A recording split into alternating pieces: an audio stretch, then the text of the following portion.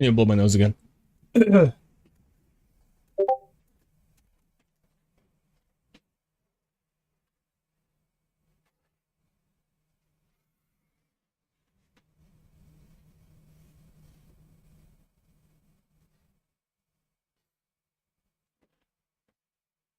Lonely cat.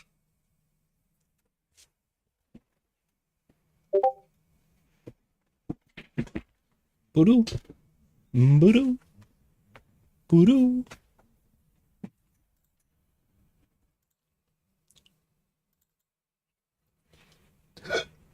Burp. Burp. Sorry, I burped. Ay, ay, ay.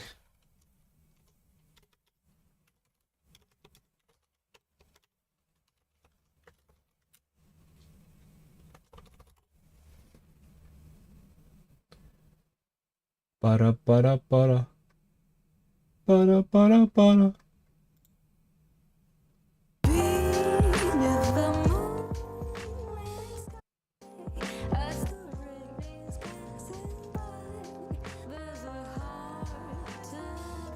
Okay, so we're back. We're gaming. And I took an allergy pill. It was really hitting me bad yesterday, even with my air purifier right here turned up high. Hello, Lulu. Oh, who's my lonely cat? But yeah, hopefully that helps out a bit with our gaming, because it was hurting me bad. Isn't that right, Lulu? Isn't that right, Lulu? She really likes some butt smacks. Oh, what a cute kitty! Hello, cute kitty. Meow. Man. Oh. Ow.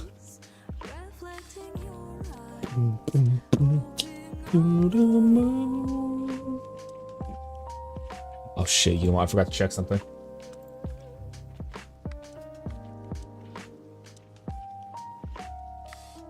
Oh fuck. Baby beat Silk Song, and I'm still very far behind.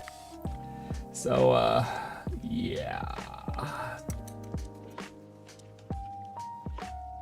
Chat, I think we're screwed. I think we're screwed.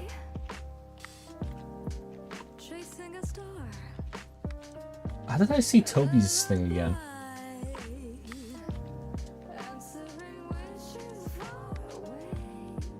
Oh, I should have pinned it. I should pin him against the wall. Okay. We'll find it later then. We're gonna game though. We need to get this done. We need to get this shit done. Right?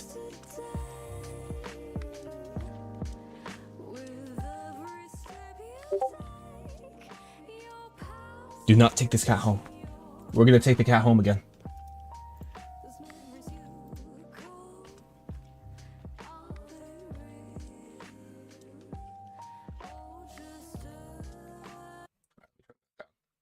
Thank you, lonely cat. I'm a pretty lonely cat too. Did you see the optimization? Or like how good Battlefield 6 runs? Again, with the 5070, it's like 150 frames on like medium graphics, I believe, right? That's good. That's fucking fire.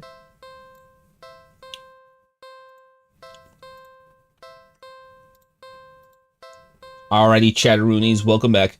This is the next day. I didn't take a shower, so my balls smell. Don't worry about that. We're going to continue on with this one.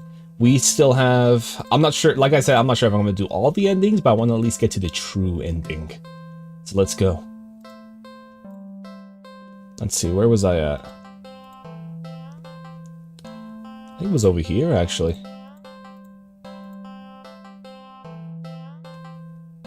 I made a separate one where I picked up the plushie, I became a plushie, and then leave, and I got munched on.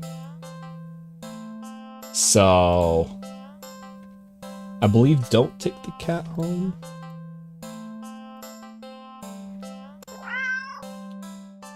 I don't think there was anything else I could do with the play with the cat. Check pockets. I already did that. Look around the area, buy a toy.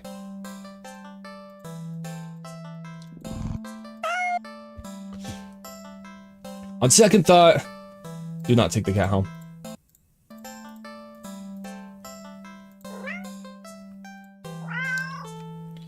Feed the cat. The cat must be hungry, right? You can't imagine that it had much to eat if it's so attached to the box it's in. Though it doesn't exactly seem malnourished either.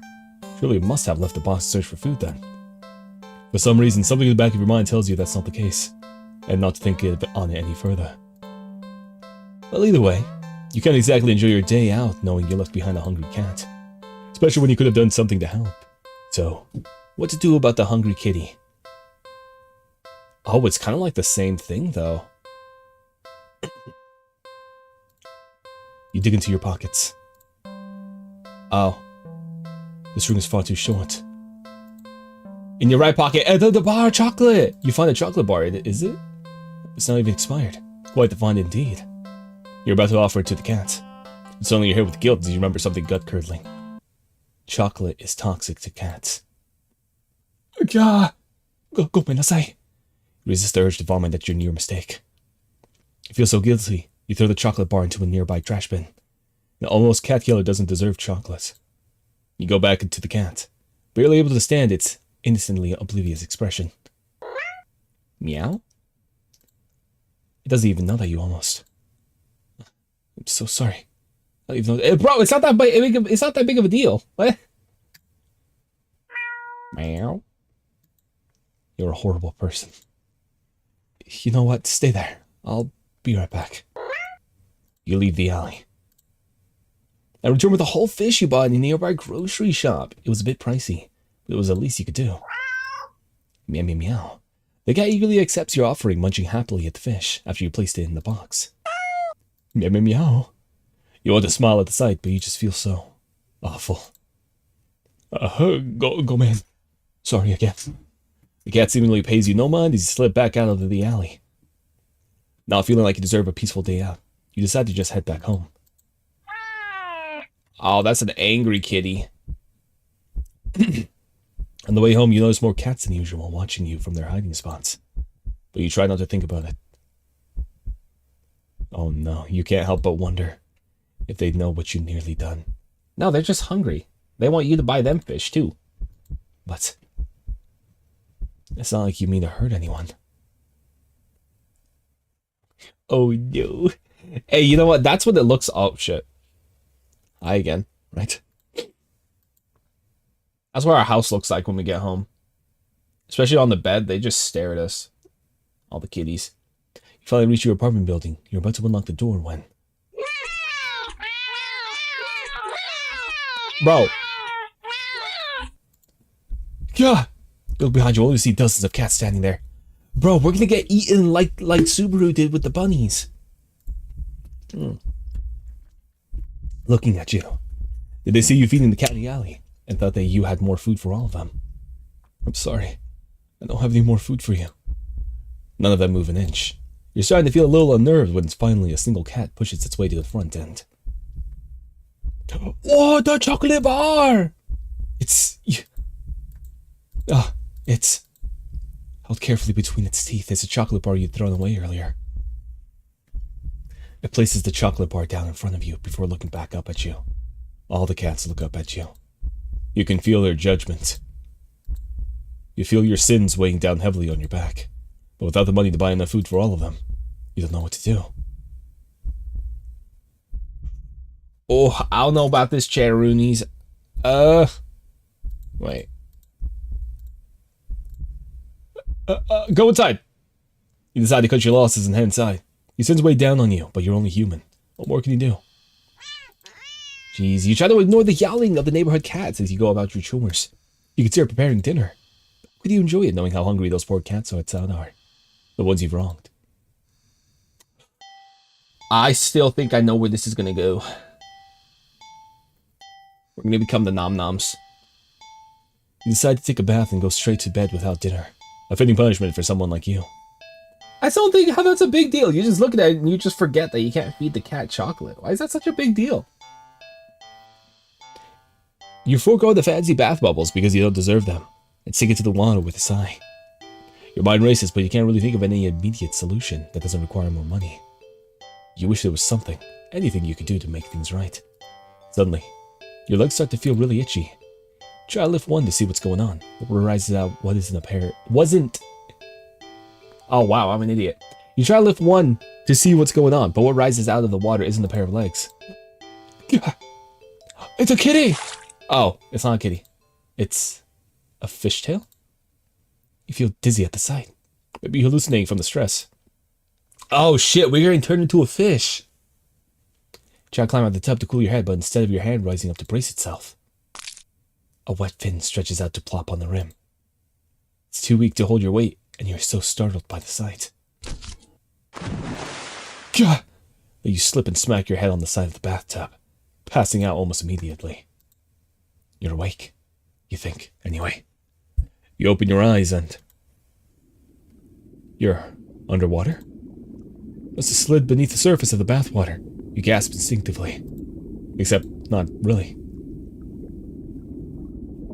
A bubble simply floats out of your mouth, up to the surface. You're broke as heck, so you know your bathtub isn't that big. Did you shrink? But how? Even if there was a reasonable answer, it wouldn't explain how you haven't drowned yet. You swim to the edge of the tub and see the truth in your shadow's silhouette. We're a fishy! Oh! You've been turned into a fish! This is impossible. This can't be. It's impossible! You don't get any time to ponder over this, unfortunately. It's just then, a shadow looms over you from above. And I see the kitty cat. It peers down at you from beyond the water's surface. And then you realize this is the answer. This is how you're meant to atone. With a heavy heart, you swim up to the surface. Oh. The cat scoops you up, tossing you out of the tub and onto the bathroom tiles. Oh. I'm gonna get munchied. As you flop around gasping for air, you realize the cat wasn't alone. Dozens of hungry eyes peer down at you. You can hear the yowling of what sounds like 100 of cats outside your bathroom window. You send one last look to the cat before closing your eyes and accepting your fate. As the cats descend upon you, tearing at your flesh, you find yourself mourning the fact that you're not even big enough to feed all of them. Even in the end, you can improperly atone. Your efforts, your life, all of it, amounted for nothing. Ending 25, Seafood Sacrifice. Shit. I tell you, I got munchied. What about beg for forgiveness? You collapse to your knees and bow down low as you start to earnestly beg for their forgiveness. I'd do anything to make it all up to you, but you're out of options. Suddenly. A choke? You feel something stir in your stomach and swim its way up to your throat. Closing off your airways, it tries to force its way out of your esophagus. Bleh. It finally succeeds with aid from your helpless gagging. Bleh. Gah. What the? Lying on the ground in front of you. Oh. It's a fishy! You just threw up a living fish. What the hell? The cats come rushing forward, all tearing hungrily at the fish. You're happy to finally be of help, truly. But how? Oh, all our organs are turned into fish. That's what's happening. You throw up another fish. And another. Am I doing good sound effects for you? Are you enjoying that? And another. And your stomach hurts. You're getting dizzy. You fall to your knees. Tears and snot streaming down your face by the time you cough up a final tiny, bloody fish. Collapse forward. Your throat and stomach both burn in a way that feels dangerous. You start to fade out. Despite the pain, you strangely feel a more overwhelming sense of hopeful pride. They made up for your disgusting actions, that you've been forgiven. Oh. At least they get more fishies this route. The sound of happy cats munching away at your fish fills your ears. Then. Oh. You feel something being nudged into your hand. It feels like it's the bar of chocolate you found in your pocket. You smile weakly. You successfully atoned, but you don't really have the strength to eat your reward. Sadly, the last taste in your mouth as you leave this mortal coil doesn't get to be that of chocolate, but raw fish. Fishing for pardon. Okay, so that one I think was slightly better than the other ending. And that's fine. And that's fine. We made up for the kiddies.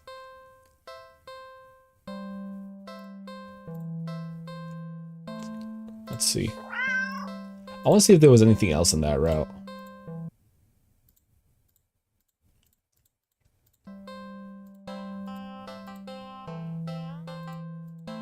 Wait, was that different?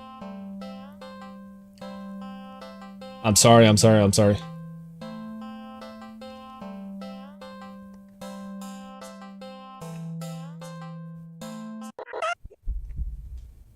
That was different, wasn't it? Because he didn't say I'm sorry before, from what I remember.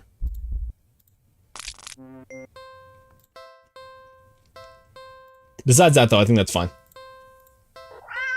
So feed the cat, then we can look around the area. You glance around the dark, dingy alley. You only see garbage bags, trash bins, empty cardboard boxes, and scattered litter around here and there. If there was something for the cat to eat, surely it would have found it by now, right? But you don't want to give up so easily. You keep looking. You only see garbage. You only sniff and smell garbage. You listen. You barely just make out the sound of a faint scurrying by a trash bin a few feet away. Damn, you hear good!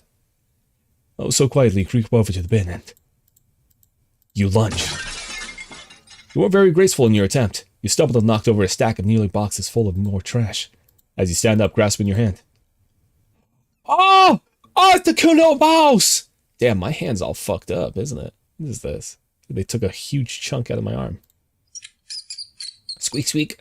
The mouse squeaks and shrieks in distress, wriggling and struggling desperately in your grip. You know, our cats pick up a lot of mice, too, around the place. I put on the glove and I picked the other one up. They're kind of small, but they're really cute.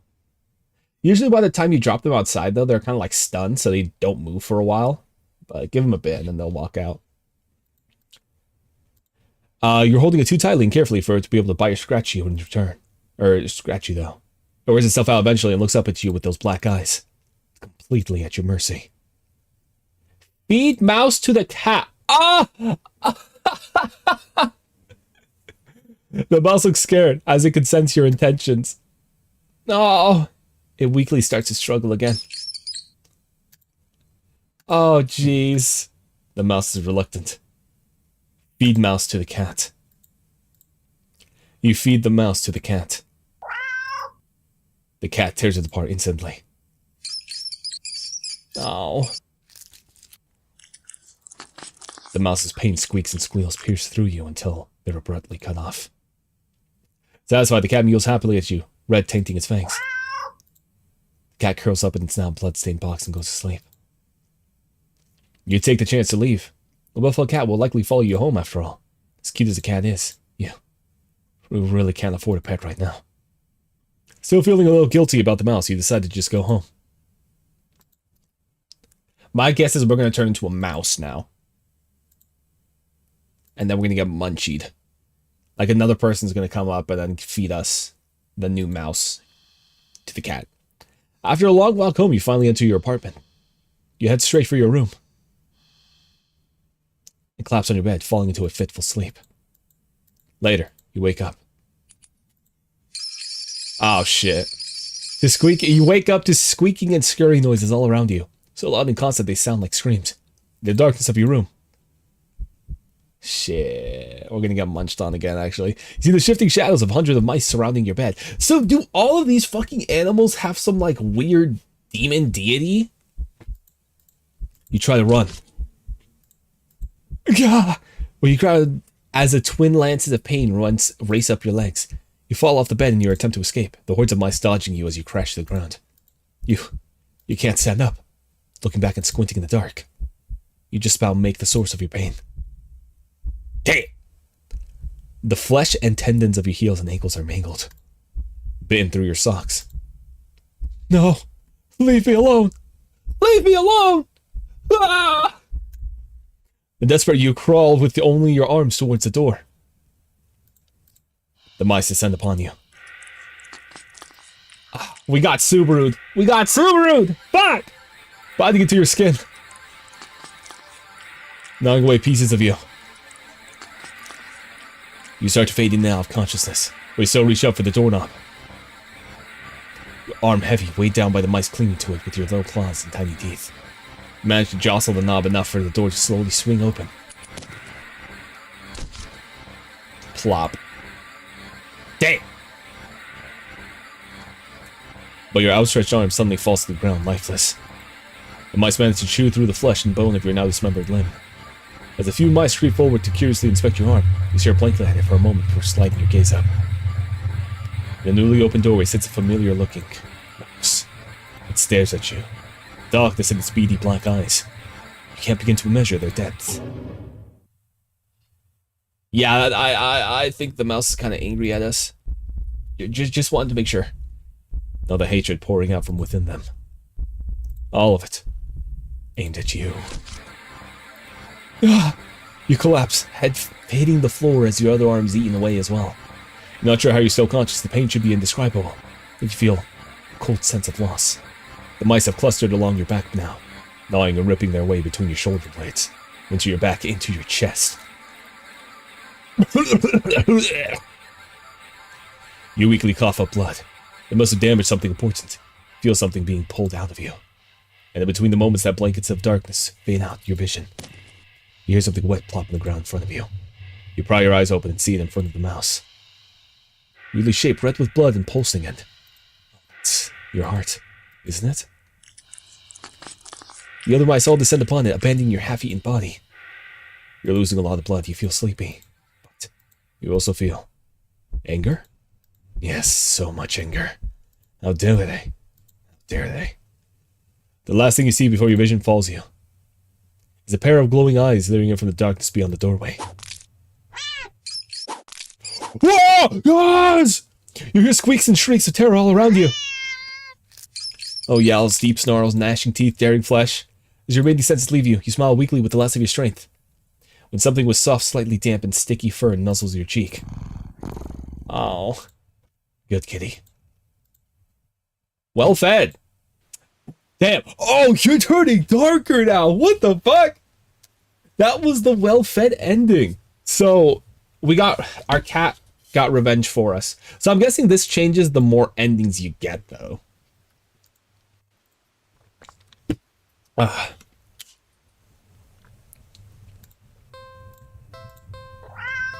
Feed the cat. So we did both. We did the check pockets ending. Spare the mouse. Meow. Are you sure? Spare the mouse. Oh, you hear the cat's stomach growling. Must be so hungry. It must be starving. Spare the mouse. Damn, he's angry at us. You know the cat is hungry. Why are you hesitating? You got prey for the cat's sake, didn't you? Really going to value the life of filthy rodent more than the cat's. Spare the mouse. Damn. Yeah, I think he's angry at us.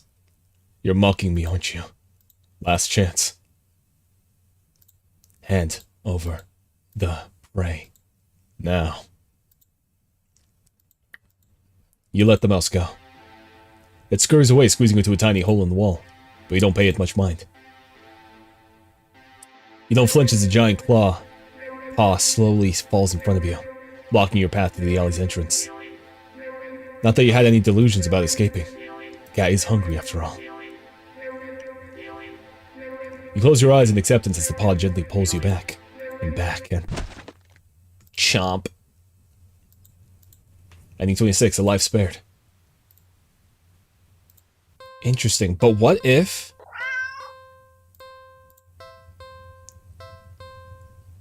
that changed. Now it says blood.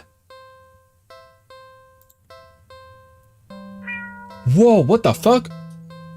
I was gonna click the question mark eventually, but now it just shows up as blood. Meow. The cat lets out a sad, pleading little sound. It's hungry, it must be starving. So, you look around to see a nearby shard of glass. Your body moves as it knows what to do, what needs to be done. You take the shard and... Why would you do that?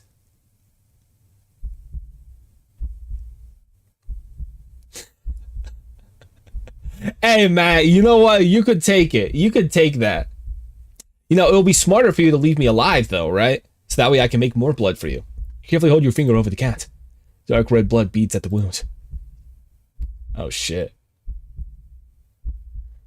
Before growing heavy enough to drip into the cat's open, waiting jaws. It mews happily at you. You smile warmly and lower your hand into the box, stroking the cat's cheek before laying your lap gently at your bleeding finger. When the flow gets weak and the cat meows for more, you squeeze below the wound, coaxing more blood out.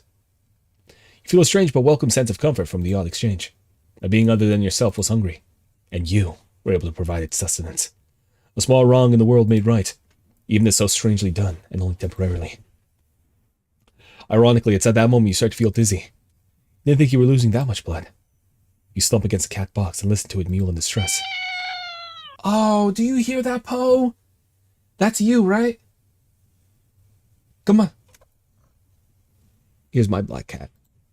You think it sounds worried about you? Or at least you'd like to think so. It could just want more blood as well. The cat hopped out of the box and into your lap, nuzzling at your stomach and meowing unhappily. You wish you could ease its concerns, but it's not like you can just talk to each other. You can't help but try to remember the last time you talked to anyone, actually. If you were to die here and now in this alley, how long would it take for someone to realize you were missing? You were gone. Hey! Your thoughts are interrupted when the cat yells loudly, tensing up in your lap. You don't have time to wonder why as its voice rings out from the entryway to the alley. Hello? Hey, you. Are you alright? You don't answer. You don't think you can. Your voice feels locked away deep within you. The cat looks up at you with a long stare, as if assessing you. It looks back towards the voice, and with a final nuzzle to your stomach, it hops out of your lap, walking towards the alley's entrance. But then... oh, shit! Oh, wow, hello! Its face opens up. Crack. It peels back. And opens again. Writhing tendrils peeking out from where you think its mouth should be. The strange silhouette freezes in the light beyond the alley. What the hell is this? They don't have a chance to finish their question. The tendrils converge into one, before shooting out the cat's jaw and piercing into the stranger's shoulder.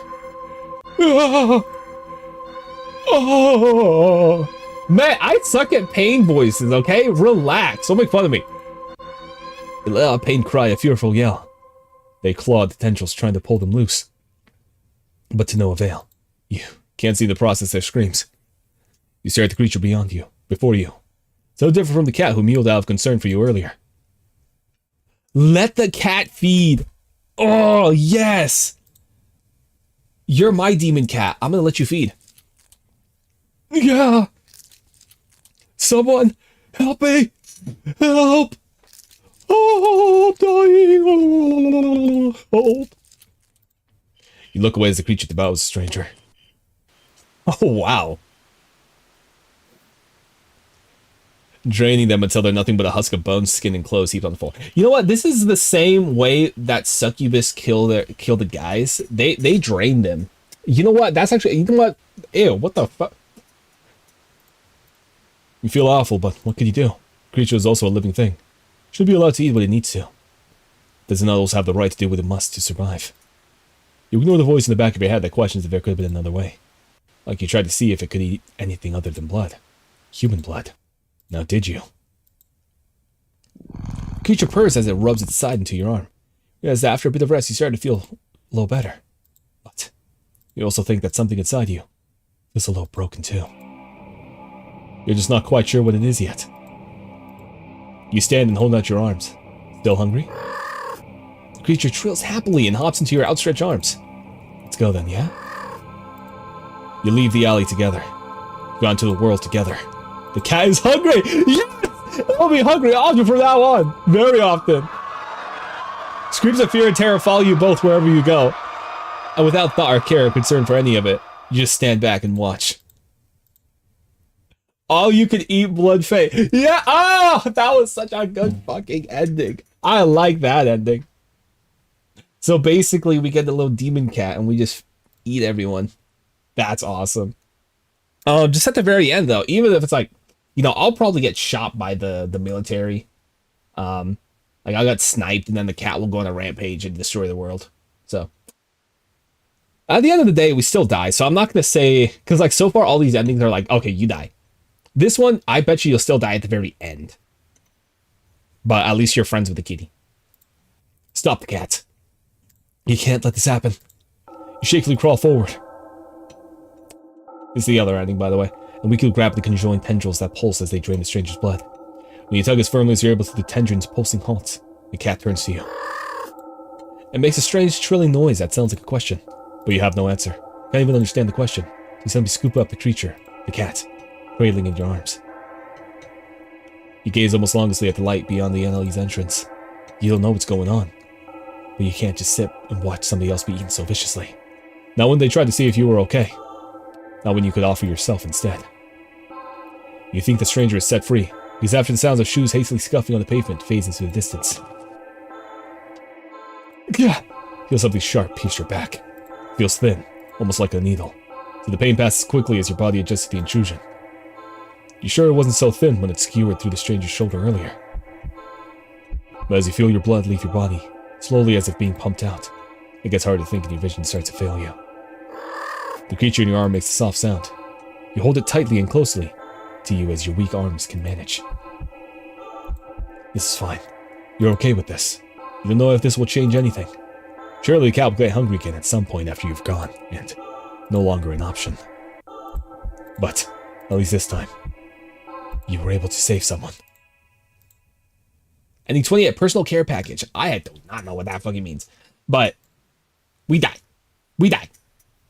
Sounds about right. Sounds about right with all these endings. We just die.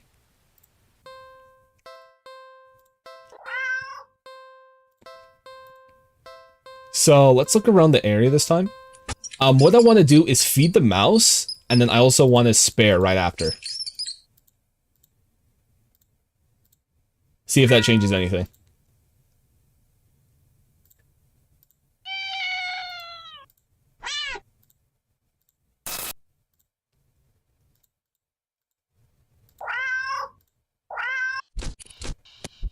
Okay, so that doesn't change anything if I do that. Okay, that's fine. What else do I got? I did check the pockets already, so I did those endings. So I think we finished with that one. Feed the cat, we did the play with the cat.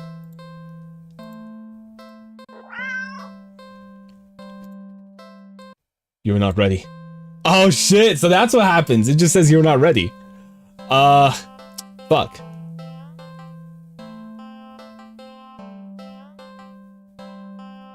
Leave cat.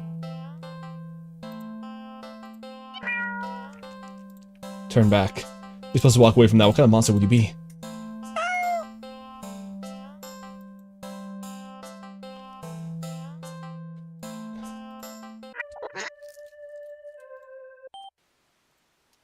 Let's see. What can I do?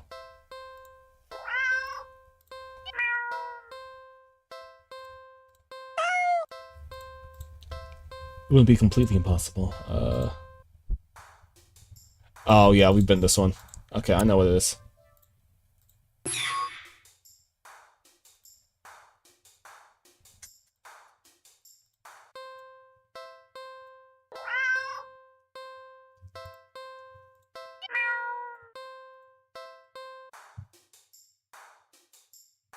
Okay, so I don't know what else to do right there. We got the question mark, but why don't we try taking the cat home?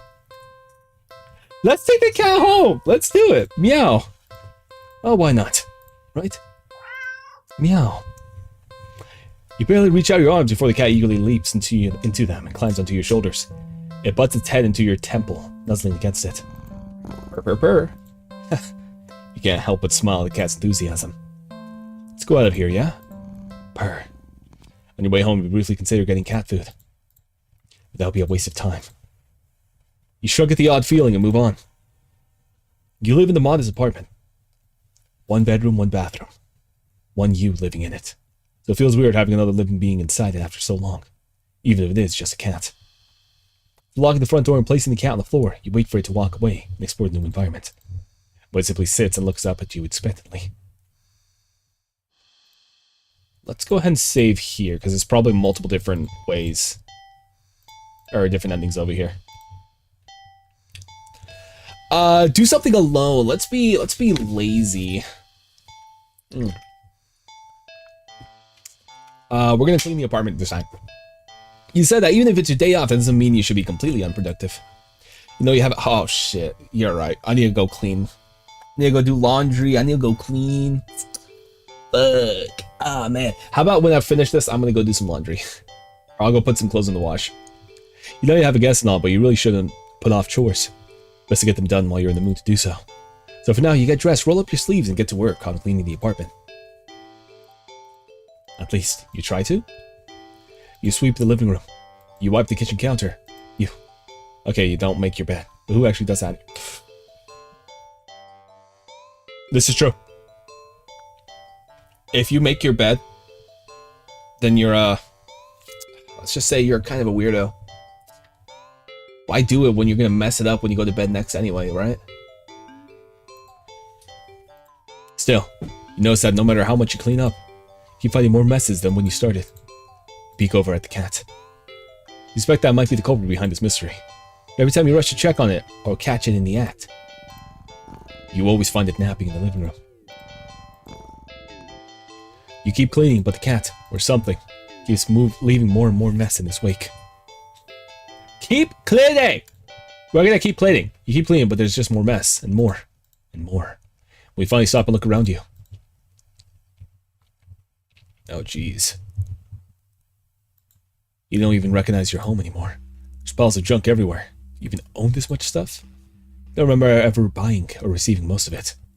The piles tower over you. You feel claustrophobic. Guys, I'm claustrophobic. I can't be in an elevator with another person. I get claustrophobic. The stench of garbage is overwhelming despite your hands feeling raw from all the cleaner fluid you've been using. Your eyes still burn from the bleach. You need some air. You need to get out of here. You hear a crash and see a teacup you're certain you don't own smashed on the floor. Oh, you smug bitch.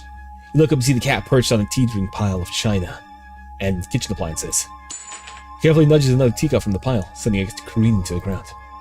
Don't even flinch as it shatters. Instead, you start to chuckle.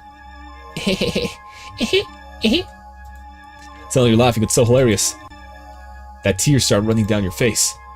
I knew it was you. You did this, didn't you? Pick up the largest piece of ceramic from the broken teacups. Didn't you? And throw it at that cat? You're begging to die, bro. The cat dodges by leaping off the pile. The pile sways. It falls on you. It's falling. Oh yeah, we're dead. It's falling towards you.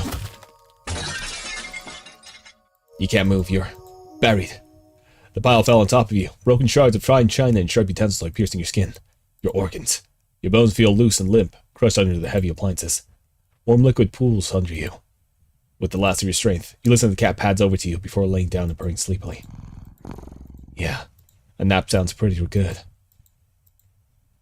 Ending 1, a not-so-clean getaway. That was ending 1? Damn, how did I miss that one?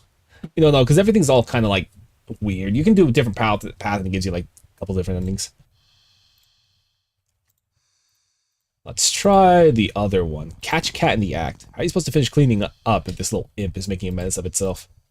You know the cat's the culprit. You consider locking it up in the bathroom, at least until you clean the rest of your apartment. But if it just doesn't seem fair when you don't actually have any proof, you need to investigate this further. You need proof. Not just for the sake of your sanity, but more importantly for the sake of cleanliness. You start to clean again and peek around you, catching mere glimpses of a paw here or a tail there. As with earlier, when you rush back to the living room, the cat's still sleeping. You want to play, cat? Let's play. This time you decide to lay a trap. What if your feline friend won't be able to resist? You tackle the kitchen island counter and give it the works. It's glistening by the time you're done.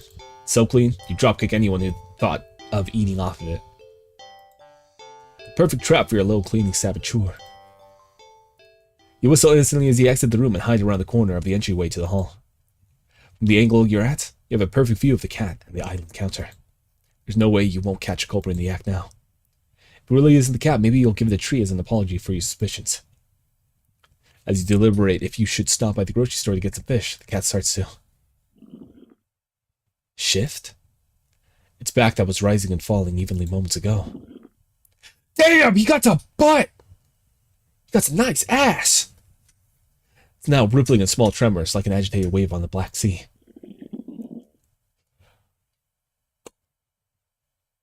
That don't look as natural anymore. It's shuddering. Oh yeah, it's bubbling. Oh wow, it's bulging.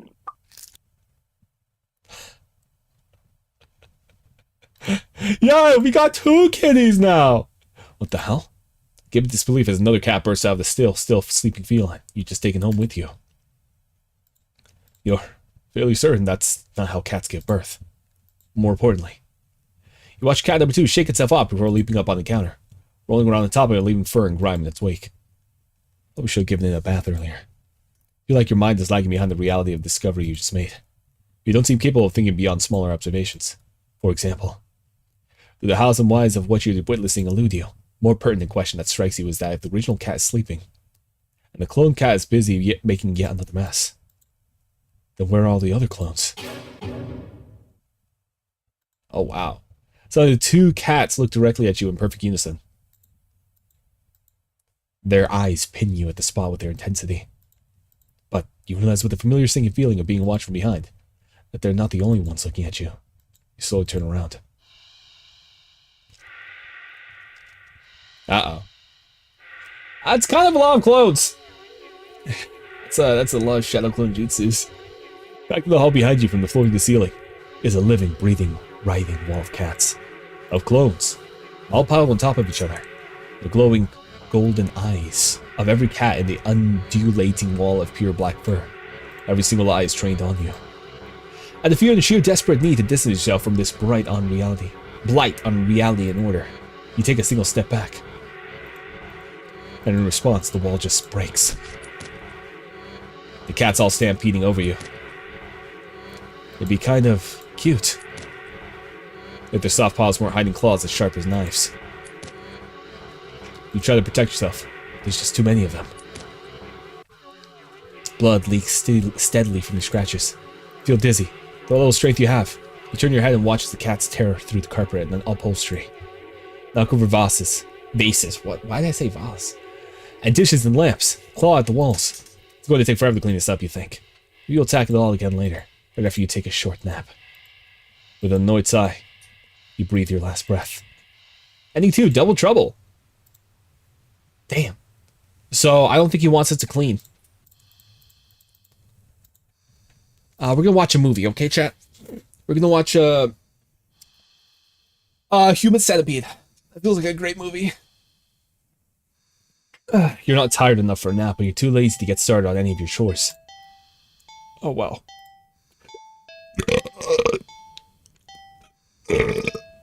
Oh, pardon me. So you decided to watch a movie. You get dressed in your favorite pajamas and make some popcorn with an obscene amount of butter and go over to your armchair. Only discovered that the cat's already napping on it. At this point, you need to assert dominance. Take the cat off. And then just put it on the floor. You frown a little and thought. The couch is the best angle for optimal TV viewing pleasure. And if you don't feel like pushing it around and having to put it back later. The only options you have left are to sit on the floor, move the cat, and reclaim your throne. We're gonna reclaim our throne! Stand on business! Sorry, kitty, but that's my spot. You pick up the cat and place it on the floor. It's clearly upset with you. You try to pet it as an apology, it dodges your hand and scampers away. You shrug and put on a random movie before nestling into your chair. Some horror film that you love to heckle from beginning to end. Nothing but an endless string of pointless jump scares. The writers don't know the meaning of the word subtle. What was that? Was that the bathroom? You almost got into a medicine cabinet and knocked something over. Calming your thundering heart with a deep breath, you pause the movie and get up to investigate. Oh, meow meow meow. Whoa, whoa! The cat dashes between your legs from the hall. Leaving the scene only makes you look guiltier now. You're even more reluctant to see the damage now. Just want to relax and watch your bad horror movie. Go into the bathroom and turn on the light. Just as you thought, all the stuff in the medicine cabinet is scattered on the tiles. You sigh. At least none of it looks broken or damaged. Crouch down to pick something up. Did the door just close? Did you bump it with when you crouched down, or? Huh. At least the cat can't come in and make more of a mess this way. What was that? The lights. Didn't you just replace the bulbs? They weren't faulty, were they? You never remember to hold on to your receipts for situations like these. Because nobody holds on to their receipts. I feel like most people don't unless you're like an older generation kind of guy. Or gal. I personally take the receipts from the gas stations. Mainly because I get worried if somebody put like a card skimmer on it. I'd be like, okay, I have the receipt here. This is how much I paid. You doubt you'll be able to get your money back. You stand up. You shake out the pain in your knees from crouching and open your medicine cabinet. Carefully place everything back where they belong, making sure nothing is missing. Close the cabinet door. Oh shit! You jump back, slamming against the wall, covering your mouth. You look up at the mirror, the medicine cabinet door to you see. Nothing. What the hell? Something was... You know you saw something just now. You know you did. Right? Oh, I got multiple choices. Oh, I got the multiple choices. I saw something. No. You rush out of the bathroom and slam the door behind you without looking. You edge of the hall and... No. Oh. Ah! No, no, no, no, no! Wait! You shield yourself with your arms and... Nothing. Nothing again. You through your fingers and see. Just the usual hallway. You don't feel very good. You need to sit down. Carefully make your way back to the dark living room. Try not to overwhelm your senses any more than you already have. Maybe you should start watching... Maybe you should watch something a little more lighthearted. You just lie down instead. You don't know. It's a little hard to think. You just need to sit down. Stumbling forward, you reach your chair. But... Oh, the kitty cat! Hello, kitty cat! It's nothing at all. Just a cat sitting back in your chair again, looking up at you curiously. Meow? But it's enough. Your heart lurches so harshly at the mixture of fear and anticipation that it completely gives out. Your eyes roll up into your skull. You feel yourself falling back. What? You're dead before you even hit the ground. Ending 4. Real subtle. Yeah, that was pretty subtle, alright. What's this? Again? I hit load, by the way, this time.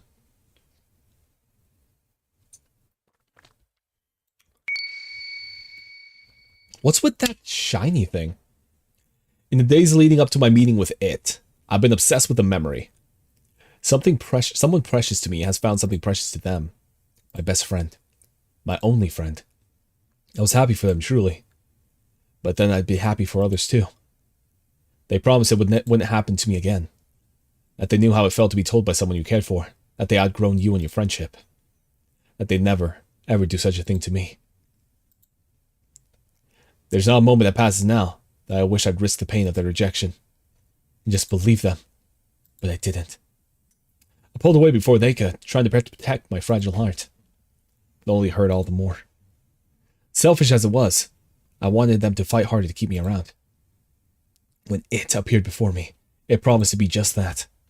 A friend that would never, ever let me go. A friend that would never, ever leave me. And all I had to do was promise the same thing in return.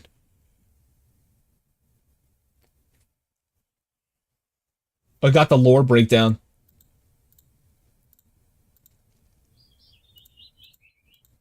Yes, lucky. Lucky, lucky, lucky, lucky, lucky. Lucky, lucky, lucky, lucky, lucky, lucky. Oh yeah, we're very lucky.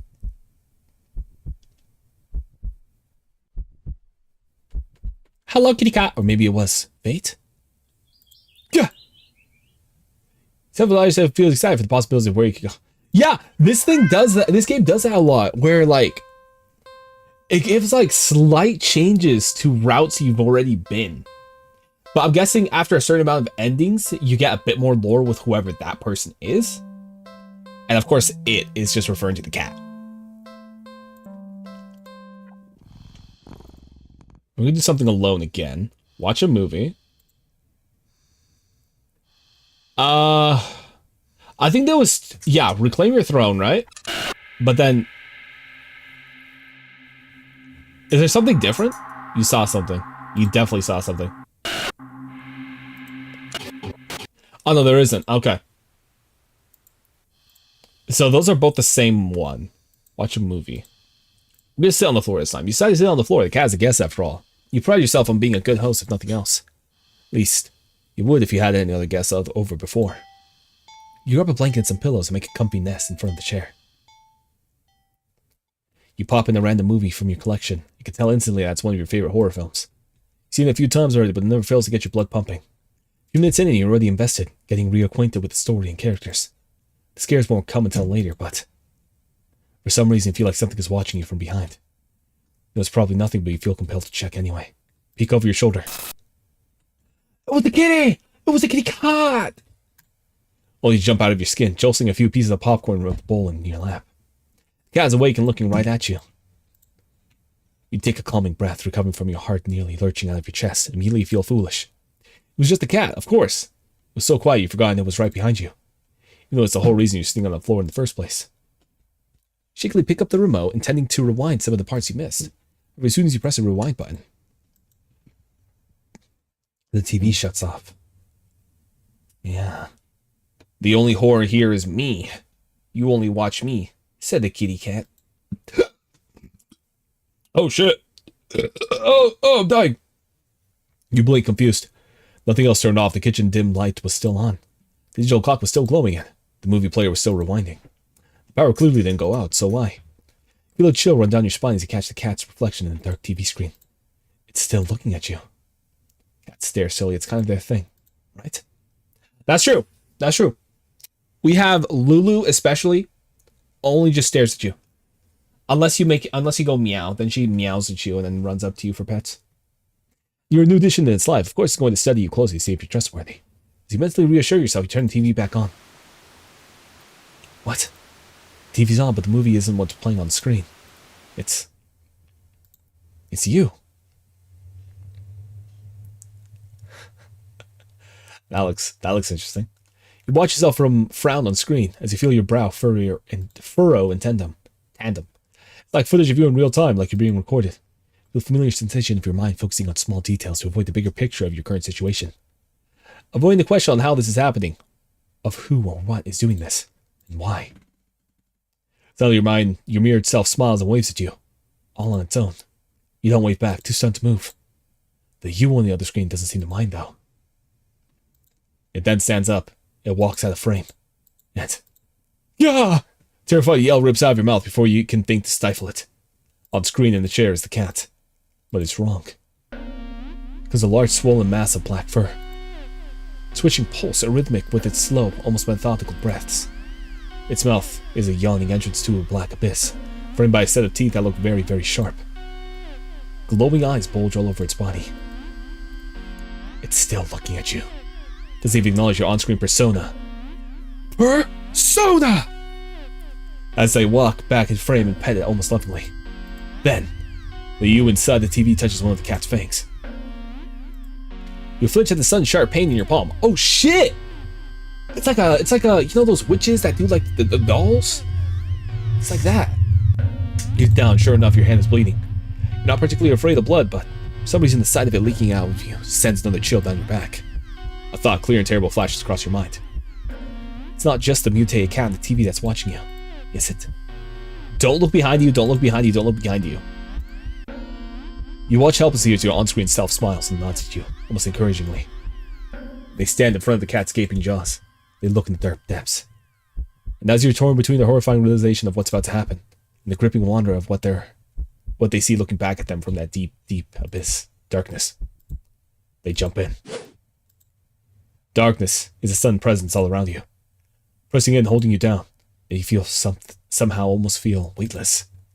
You can't tell if you're falling, but it doesn't feel like you're laying down or standing either. You feel warm, but the You feel cold. You feel everything. You feel nothing. You feel nothing. Ending 3, silent film. Oh. So, there's nothing different I could have done there. It's either you sit down or you don't. That's fine though. We can take a nap. Feel a little tired from the events of the day. Making life-changing choices like committing to the responsibility of caring for another living creature really wears you out. You could definitely use a nap. Just like me. I ate Del Taco and now I'm sleepy.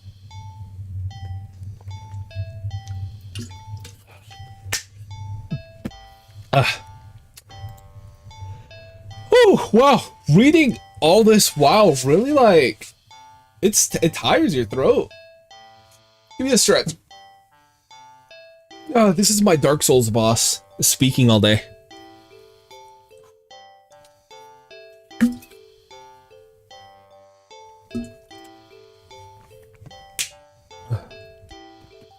I don't know how Manly does it, man.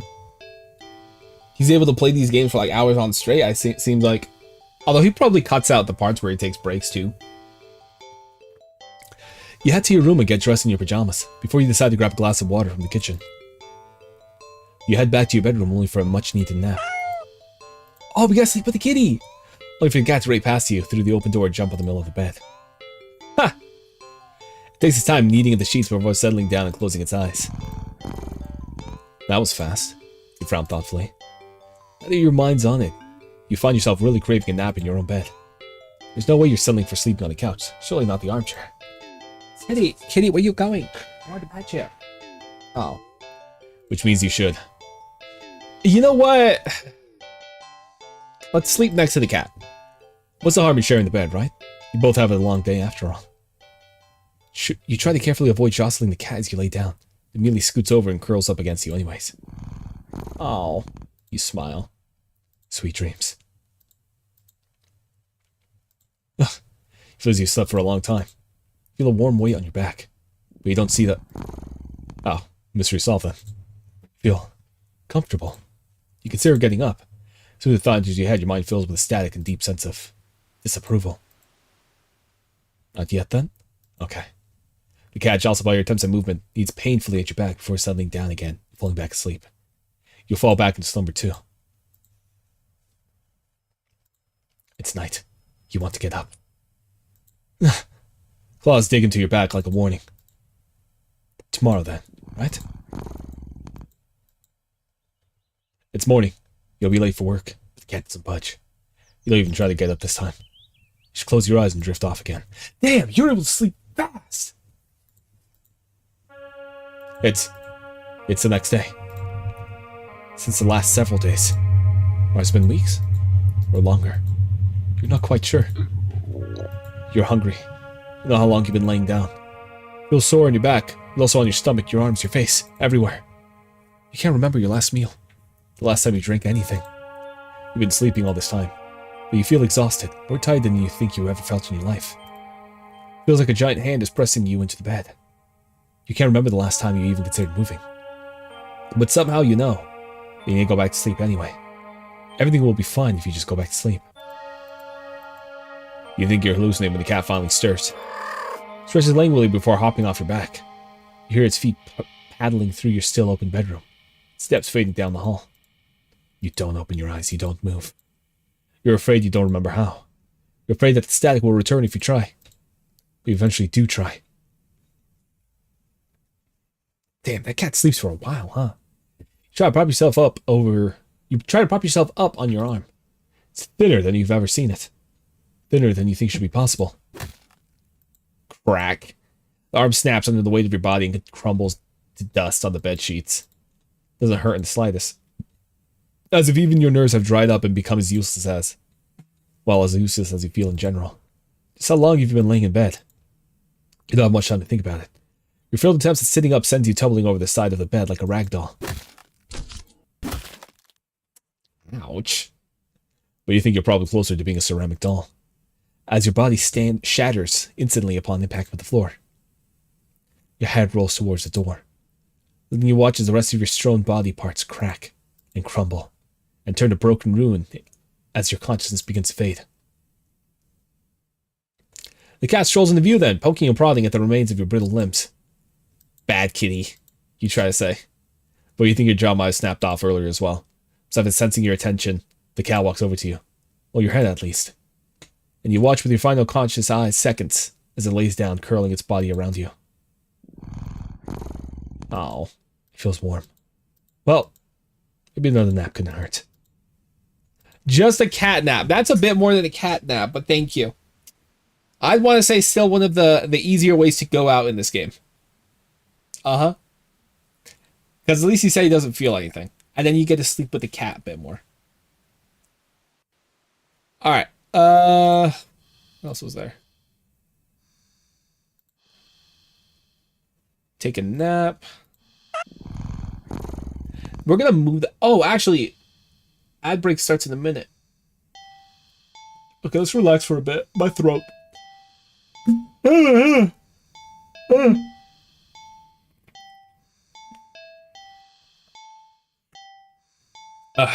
I yap too much, man. I talk too much. Let me get some water.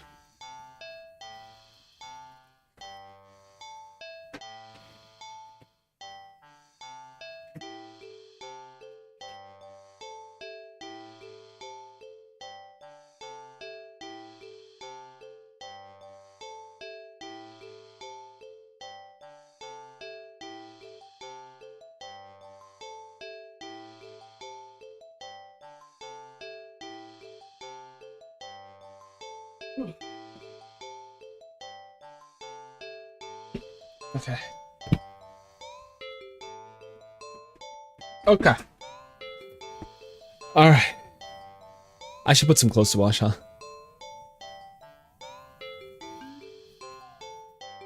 It's gonna last 30 seconds. Let me just, oh, jeez.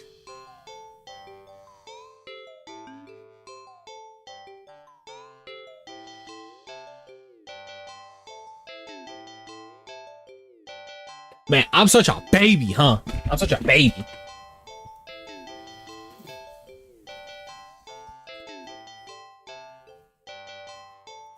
Alrighty, Twitch viewers, welcome back. Got a cute little 30-second ad break. We're gonna move the cat this time. You tentatively nudge at the cat in an attempt to make it move on its own. It doesn't budge in the slightest. Keep trying. Wait. This is your bed. You push a little more firmly this time. Oh. Well, damn. The cat sounds annoyed with you. Move the cat? I don't know, it sounds mad.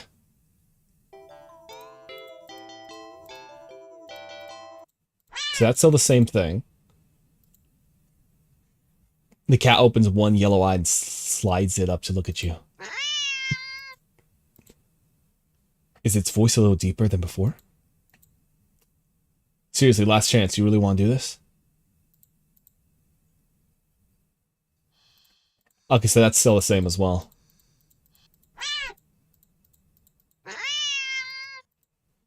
Move the cat.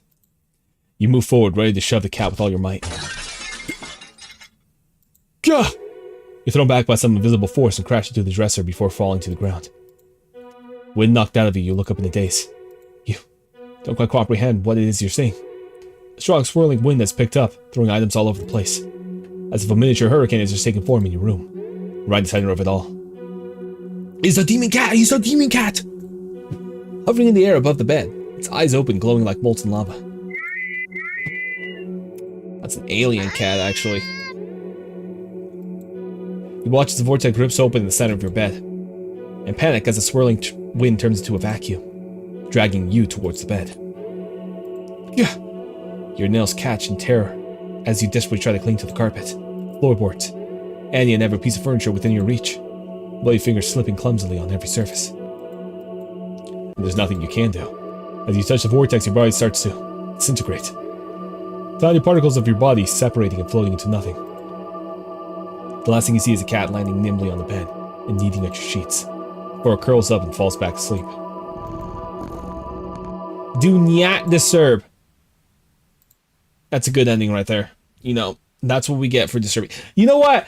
Honestly, I'd probably be dead long ago if that's actually what happened because I push the cats out of the way all the time. You know what? Sometimes they just be in the way and you just gotta move them. I'm sorry. Not really. Isn't that right, Poe? I push you out of the way all the time.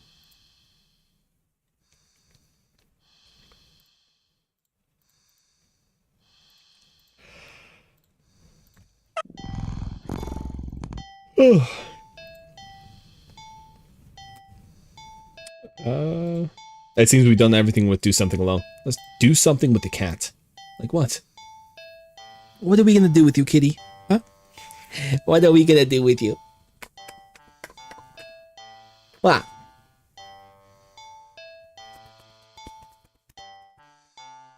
Ew. Don't put your butt on my face.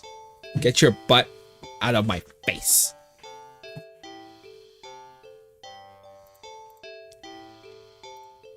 It's not every day you have access to a cute, fluffy animal. What else is there to do but pet it to your heart's content? Sit on the floor in your living room and click your tongue to call the cat over. Oh. Yeah. It's still a cute cat despite how many times it killed us. The cat dashes over to you, immediately climbing into your lap. Poor thing. You just want some attention, don't you? Alright, alright. You carefully pet the cat. Rub behind the ear. Scratch under the chin. Smooth sweep along the back. Good.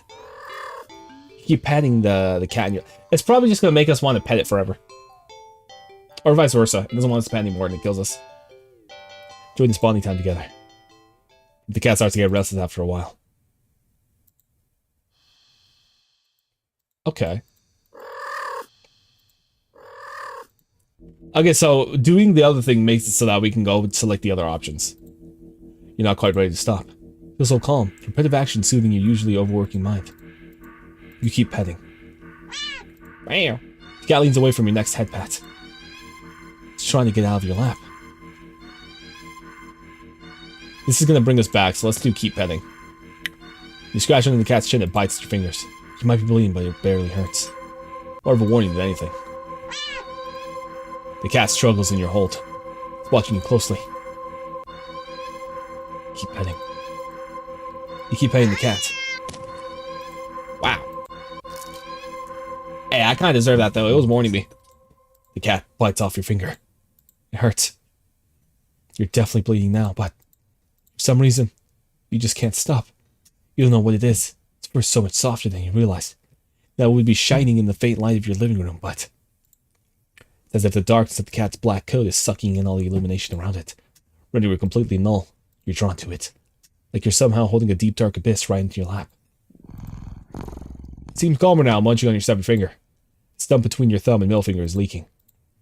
But you keep petting. You fret that your blood will ruin its fur, but the cat no longer seems to mind. Time passes. It's dark out now. Soft as the fur is, your palm starts to feel raw and damp under the constant friction from your petting. You think faintly that maybe you had enough. You start to lift off your hand from the cat, when in a flash. Damn. Damn. It's like, oh, now you want to stop petting me? No, fuck you. Now you're going to keep petting. Your entire hand is separated from your wrist. It flops onto the lap beside the cat. Cat's claw on its right paw glisten with crimson liquid. You don't feel it for a moment, but your body tenses. Anticipating the pain as you blankly watch the cat lick at the bloody palm of your severed hand. It hurts. It really, really hurts. Then, the cat looks up at you. You feel compelled to keep petting. You're reluctant, but you're also afraid of what will happen if you don't heed the call. What will you lose next if you try to resist again? You were hurt for your insistent petting earlier. And now you've been hurt for trying to stop? Defies all logic, but that's what scares you. There's no reasoning with such fickle whims. You feel you try to raise your uninjured hand to pet the cat, but it stiffens, golden eyes glinting dangerously. Well, alright then. You raise your bleeding stump and resume your petting to the best of your abilities. You pet. And you bleed. You pet. And you bleed. You pet. And you bleed. You. Ending 7. Personal boundaries. You know what? I think we all need our own personal boundaries. My boundary is if you're going to pet me, I'm not going to say that. Never mind, actually.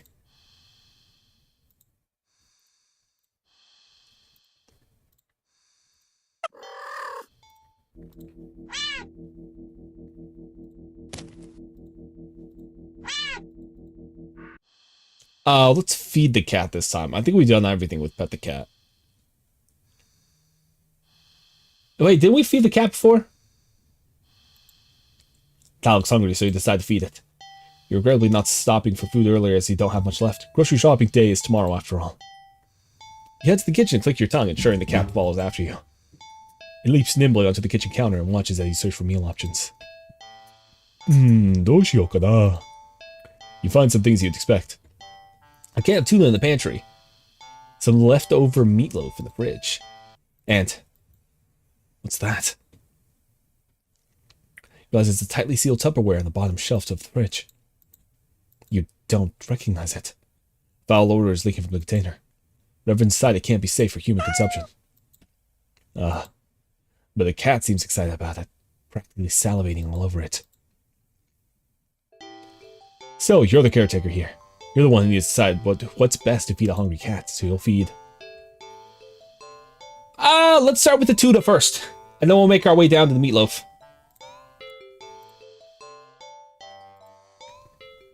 Cats like fish, right? Shrugging, you take the tuna out for the can of meatloaf for yourself. Put the frankly ominous container back in the fridge. Cat looks a little disappointed. Tough. You need to dispose of that weird whatever it is later. You open the tuna and spoon it out onto a small saucer. You put the saucer on the kitchen counter next to the cat. Don't think you should be encouraging it to eat up here. You figure it'll make up for electing not to feed it toxic goop it wanted. The cat looks like it finds the tuna acceptable. We'll take it. Yeah, you fucking better, because you've turned us into a fish earlier and ate us. Eat up, kitty. As the cat digs into its meal, you go about heating up the meatloaf in the microwave. While setting the timer here. You turn and see that the plate is already completely empty. It's quick, you need to pace yourself. What the? You watch baffled as the cat continues to hiccup, causing little bubbles to float out of its mouth. Okay, that's okay. You can process this. It's not completely out of the realm of what's possible, right? Right? Let's not think too hard about it. Soon enough, the room was full of floating bubbles. Cat released a final tiny bubble before yawning and laying down, right there on the counter. Oh, glad you enjoyed it. The bubbles haven't left the room or popped. They seem to be pretty resilient. Wait, what? What's that? As one of the bubbles floats closer to you. You see that there's actually something inside it. A tiny furry fish? This is just getting weirder and weirder. Still, you can't help but marvel at the impossible wonder in front of you. You lift a hand. You extend a finger towards the bubble, carefully press it against the surface. Oh. The little fish inside lashes out, viciously sinking tiny fangs into your finger. Doesn't really hurt that much at first, but then... What? Pain starts to climb from your finger to the rest of your hand. Past your wrist. Could it be some kind of venom? You fling your arm around and attempt to dislodge the fish, but... oh. Yeah. We get eaten a lot, by the way. A lot. You accidentally knock your arm into several of the bubbles floating around, or tiny ravenous fish latch onto your flesh. Stumble back out of pain and sudden bout of dizziness, or to bump into more bubbles. More fish digging their teeth into your back. It hurts. You're getting dizzy. You've got to get out. You deliriously try to stumble out of the kitchen. But the entire room is filled with the deadly bubbles. By the time you collapse to the ground, you're absolutely covered in tiny, angry, biting fish. Your legs, your torso, your arms, your face. The pain is unbearable. You feel it in your skin and your teeth and as your eyes.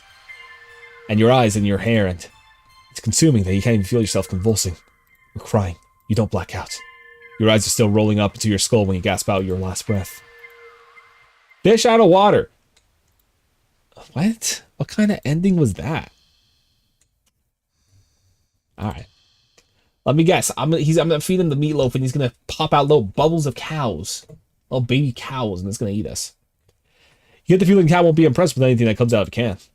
And you're not about to feed it whatever the heck that toxic looking sludge is. It was settled. Do the sandwich for you and the leftover meatloaf for your feline guest. You reveal the cat's disappointed meows as you put the weird container back in the fridge to dispose of later. Warm to the meatloaf in the microwave. You place the now warm meatloaf. Who's this? Starybot band, someone. Good. Get out of here. You place a now warm meatloaf on a saucer next to the cat on the counter. You don't think you should be encouraging it to eat up here. Figure make it for not liking to feed it the toxic goop it wanted. The cat looks like it finds the meatloaf interesting. Works for you. As the cat digs into the meal, you go about searching for some bread for your tuna sandwich. You're so distracted by the search that you only just barely hear. Huh? You turn around and see that the meatloaf has only one, maybe 2 bites taken out of it. More alarmingly, there needs to be a red trail of something. Leading away from where the cat has been sitting, and off the edge of the counter towards the living room. Is that blood? Oh, jeez. You jump at the strange sound coming from around the corner, further into your apartment. You attempt to steal your nerves. Taking a breath, you walk around the counter to head into the living room. You stepped in something warm and wet and red. You resist the urge to vomit and step away from the trail of. You follow the trail into the living room. See that it leads into the hall. Ugh. It's getting louder. It's definitely in the hall. You feel like you can hear your heartbeat. You hope whatever it is in the hall can't. Your body shakes as you feel yourself step forward. And forward. And forward. You peek around the corner. Nothing. There's nothing there. What? You walk further into the hall and see that the trail leads all the way down to the end of it. But there's nothing there. You don't quite feel relief, but at least. Flop. You feel something wet and warm drip onto your cheek. Something very warm. You wipe your shaking hand across it and pull it back to see your fingers covered in something. Gurgle, gurgle. That's me, I'm gurgling. Oh shit. Now we're dead. We're screwed. You look up. It will be described as meat.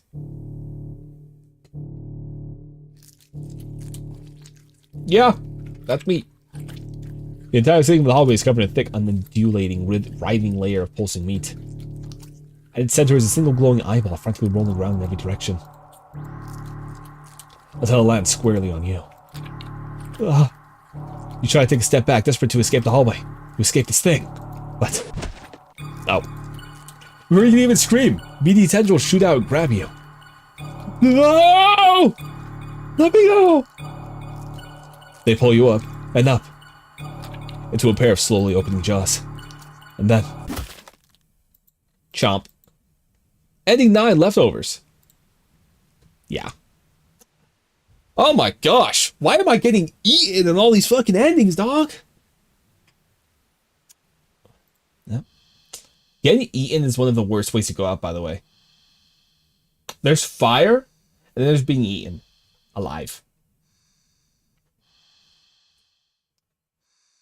Mystery food. Is this really a good idea? Fine. Because if that's what you want. You open the container and... oh yeah, that's nasty. You just barely managed to keep from throwing up. But just barely. The stench is overwhelming. Yeah, give me a minute. You hazard a look at the contents of the container, but... I honestly can't understand what you're supposed to be looking at. Everything is just mashed together. Exactly. Everything consists of is a mystery. You're more than happy to keep unsolved. Different shapes, different sizes, different textures. Not the color, though. All of it is the same color. Most unfortunate looking shade of gray you've ever seen. With a nauseatingly wet green film over the top. Am I supposed to warm it up, or, don't really know how to serve it? Any utensil or plate that touches it is getting thrown out immediately. No exceptions. Your hands are going to be scrubbed with soap and hot water to within an inch of their lives after this. You decide against putting this crap in your microwave. You doubt it would taste or smell or any better warm. Not wanting to hold it together, you shake your head and practically toss the container next to the cat on the counter. The cat enthusiastically dives for the toxic-looking sludge, sniffing as if savoring the scent. Turn to the fridge and close it. You lost your appetite. You're about to head to the bathroom to wash your hands for the next hour or so when... oh! A sharp pain in your foot causes you to stumble. You catch yourself in the kitchen sink and look down to see that the tip of your sock is... red. And the red is still slowly spreading to the rest of your sock. Are you bleeding? You quickly reach down and pull off your sock to see the damage. Oh, jeez. Your middle toe is gone. It's just gone. This stump is left in its place, steadily leaking blood onto the floor. Clumsily step back as it would help you get away from what you're seeing. Blood trail simply follows your movements. ¿Qué es that? I have to call 911. The police? La policía? It could be the weirdest thing they've seen all day. Police have to go through a lot of weird shit, I'll tell you now. Oh, where's the... Cough, cough, cough. What? Your tongue is... What happened? Munch, munch, munch. Oh, jeez. You still glow over to find the cat still eating. Well, you don't bother by your suffering. Not bothering trying to stop the blood dribbling around your mouth. Keep watching the days as the cat happily chews at the gross piece of, Wait, that's... Look more closely at the mystery food in the cat's jaw. Looks vaguely familiar. It's like a tongue? Munch, gulp, meow. Before you can think to do anything to stop it, the cat dives in the container again. Bites to a piece that kind of looks like... Steps to the floor, clutching your torso. Writhe around on your blood-soaked streaked tiles, crying. Something inside you just... Blood pours out from deep within you. Whatever that was felt important. Now it's probably gone too. It hurts. It hurts so much. You're making me try to reach up to the counter above you. Your vision blurs from the effort, from the pain, from your tears, from... Your eyes, your eyes! You fall limply back to the floor. You're leaking blood all over. From all over. Your foot, your mouth, your insides, your eye sockets. You can feel your life fading away too. That's fine. If it means not feeling the pain of losing another part of you, then... Hopefully the cat will take its time eating your eyeballs. And give you time to just... Ending 10. You are what you eat. I like the ending names. Sometimes they're funny.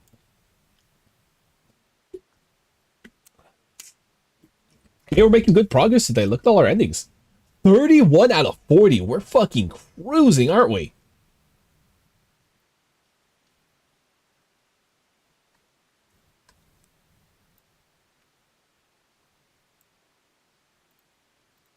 Now let's go back.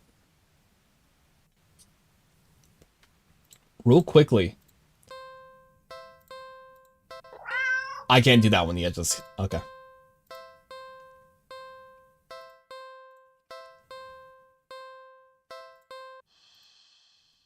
Not too hungry right now. You decided to hold off and do something else.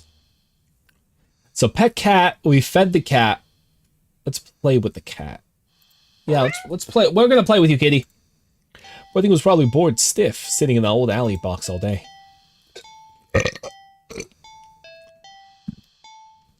Just watching crowds of people walking by them, ignoring them. You can't just leave this alone. Oh, wow. You can't just leave them alone as soon as you're home. Alone, their species socializing won't kill you, right? Meow. You just want some attention, don't you? Want to play, huh? Okay, then. What to play, though? Oh, wow, that's a lot of different options. Oh.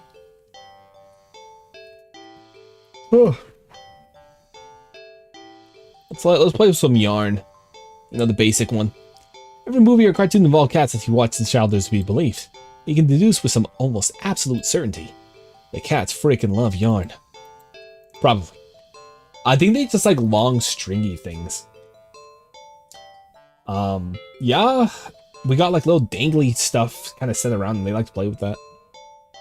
You notice some of the old box in the hallway closet that's filled with some knickknacks from various abandoned hobbies. You see her just handing the ball of bright red yarn over to the cat supervising from the side. That would defeat the idea of playing together, wouldn't it? Cut off a decent length of string from the ball of yarn. Go back to the living room. Ha!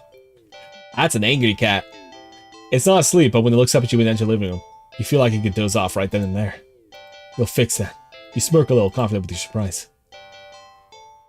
You let the piece of yarn dangle just above the floor, pinched between your thumb and index finger. Oh wow, it's angry. The sudden shift in cat's demeanor makes your heart start to beat a little faster. Its posture has barely changed at all. Just a subtle shift of the head and ears. Slight tension in the shoulders. A sharpness in the gaze as it locks into the yarn dangling an inch above the floor. The cat could still pass as being almost relaxed. Calm. And yet the air is thick with its eagerness to lunge forward. waiting for the right moment to strike. You feel like you just witnessed the awakening of a perfect predator. You're almost afraid of what will happen once you make the first move. But it will be you who makes the first move. You take a deep breath. Relax your shoulders. Yoink. The guy has lunged the instant you wiggle the yarn, but you're faster. Completely misses as you flick your wrist, making the yarn recoil out of its reach like a terrified snake. Having overshot the landing in its eagerness, the cat stumbles and looks around as if shocked at the failed attack. You generously click your tongue to help reorientate it. The cat whips its head around at the sound. You're slightly taken aback at the intensity of its stare on the yarn, but you persist. You wiggle the yarn again encouragingly, and yes, maybe a little tauntingly. This time the cat anticipates the yarn's upward dodge and leaps up to swipe at it. You're already one step ahead, puppeting the yarn to dance gracefully out of reach once more. Come on, you can do it. It's a little condescending, but you can't seem to help it. For some reason it feels so good, knocking the feline down a peg or two. At least it seems to be enjoying itself. You hope, anyway. You keep going. Ow. Ow! The cat's movement got more aggressive. Must be getting frustrated. Spirit nearly took a shot at your eye the last time. That jumped so high and erratically. You've been keeping the yarn in constant motion, afraid to slow down. Your wrist is starting to get tired. The cat doesn't seem to be losing any energy, though. Something touching my butt. It's like it's getting faster and faster. Flick. Flick. Your wrist finally cramps sharply, making you lose control of the yarn's motion as the tip of it brushes lightly against your stomach. Dang! Pain rips low across your torso. Into your torso. Blood pours out of your mouth. In a daze, you look down and see red blooming slowly along the bottom of your shirt, along the tears in the fabric. Plop. Oh yeah. Oh yeah, no, we're dead. I don't think we're coming back from this chat. You watch as long, thick ropes of something pour out from underneath your shirt into a bloody heap on the floor at your feet. A single red streaked rope still hangs from you, connecting you to all that mess. Are those your... You crumble to the ground and topple over onto your side. Your vision has gone blurry. What? Oh yeah. Oh yeah. You can just make out the shape of something small and deep, inky black, as it walks over and inspects your intestines, before it starts to giddily roll around in the mass of your bloody insides next to you. Yep, I can guess the ending. Plaything. Darkness falls over you. The cat sounds happy. Nonsensically, you wonder where the yarn is gone, but there's really no need to worry about it. The cat seems content with the next best thing. At the end of your rope. Okay, you know what? That's probably a bit better than what I was thinking. Let's do something with the cat. So we pet the cat, we fed the cat, we're playing with the cat. I think my laser pointer started. Well, let's play with the laser pointer! Hooray! Cats are curiously creatures by nature. Also natural hunters, sort of. Why not pass the time by letting the cat hunt after something you'll never quite understand? That sounds a little mean when you think of it like that. But it's not like the cat would know anyway. Ignorance is bliss, or so they say. So you dig out your laser pointer from your long dreaded days of group presentations in class. You flip it on and see that even after all this time the batteries still work. Get a little kick out of aiming it at a mirror hanging in the living room so it reflects off the glass, making a little red dot appear on your knee. Cat cautiously walks over, stopping every few steps to cast a look of suspicion at you. When it finally reaches you, it lightly presses upon to your knee, like it's trying to catch the dot of red light as it catches really as possible. You manage to hold back a chuckle. Not that it really matters. The cat isn't paying attention to you at all, entirely focused on the light now resting on top of its paw. You move the light a little higher above your knee. The cat reacts immediately, trying to pin the light down. The next second, you already moved it to the floor. The cat jerkily follows, attempting a more energetic pounce when you shift the red dot. Over here. Over there. And over there. By the couch. On the couch. The cat might be ignoring you, but you're certainly enjoying yourself. It's been a while since you laughed this much. You're laughing so much, in fact, that you accidentally shift the red dot to the lamp beside the couch. In case you get the light, the cat leaps onto the lamp, sending them both to the ground. Oh my gosh! The cat is shifting in the middle of the former lamp's broken shards. Back hunched, its head whipping around back and forth as if in panic. Quickly turn off laser pointer and rush over. I'm sorry, are you okay? Are you hurt? You reach down to pick up the cat and check for any injuries when... Slash. The cat swipes at you, claws extended. Backs up and twitches away, making frantic half-turns in various directions as it's looking for something, or waiting for something to appear. It really hurts you now. You hold the hand with a stretch close to your chest. It's bleeding, but it's not big. You're more annoyed than anything, but... Immediately your annoyance starts to bleed into concern. You watch in shock as the cat starts to run around tearing at the carpet, the sofa, your armchair. You want to stop it, but you're afraid of getting in the middle of its rampage. You consider calling a vet for advice on how to calm it down, but for some reason, you feel like that wouldn't be a good idea. What happened to you, is it? An idea comes to you, or rather a realization. You grasp a laser pointer, aiming it safely away towards the floor, in the middle of the living room. Thinking, hoping, the cat calmed down and found what it was looking for. Drawing the laser pointer. The cat's reaction is immediate.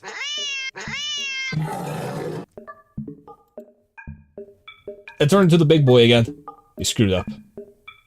In the span of mere seconds, you watch the cat spies the red dot from its perch on the shredded armchair. Leaps high into the air.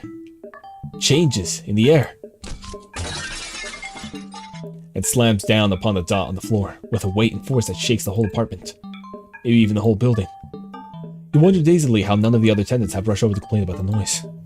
Yet as you stare at the sight in front of you, the cat somehow grown in size. Eyes bulging and glowing.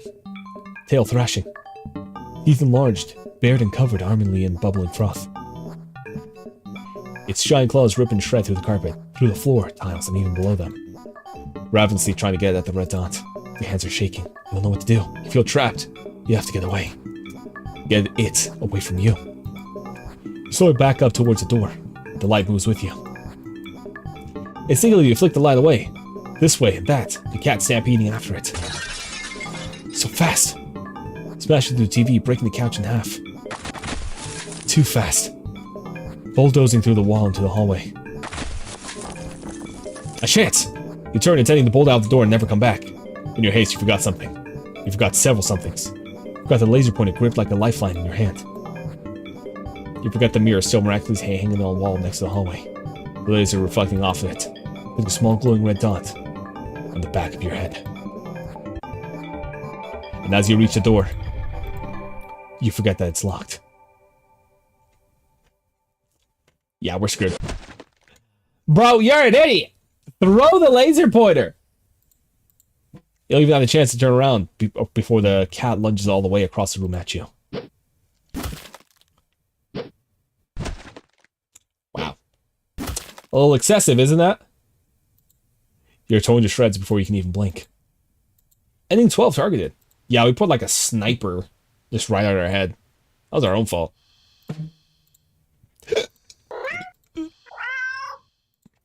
Let's play hide and seek. What about hide and seek? You're not quite sure how this is going to work. Can a cat even understand the concept of the game? Let alone one with rules like hide and seek. Here, just... You pick up the cat and turn them away from you before hiding behind the armchair. You're almost certain the cat must have turned and looked while you were hiding. Out of confusion, at least, if nothing else. Regardless, a few moments later, the cat cautiously peeks around the armchair at you, eyes curious. You smile and scoop it up, holding it out in front of you. You found me, you win. I was confused but pleased at your praise. This time you put on the armchair so I can't see you hiding spots as easily.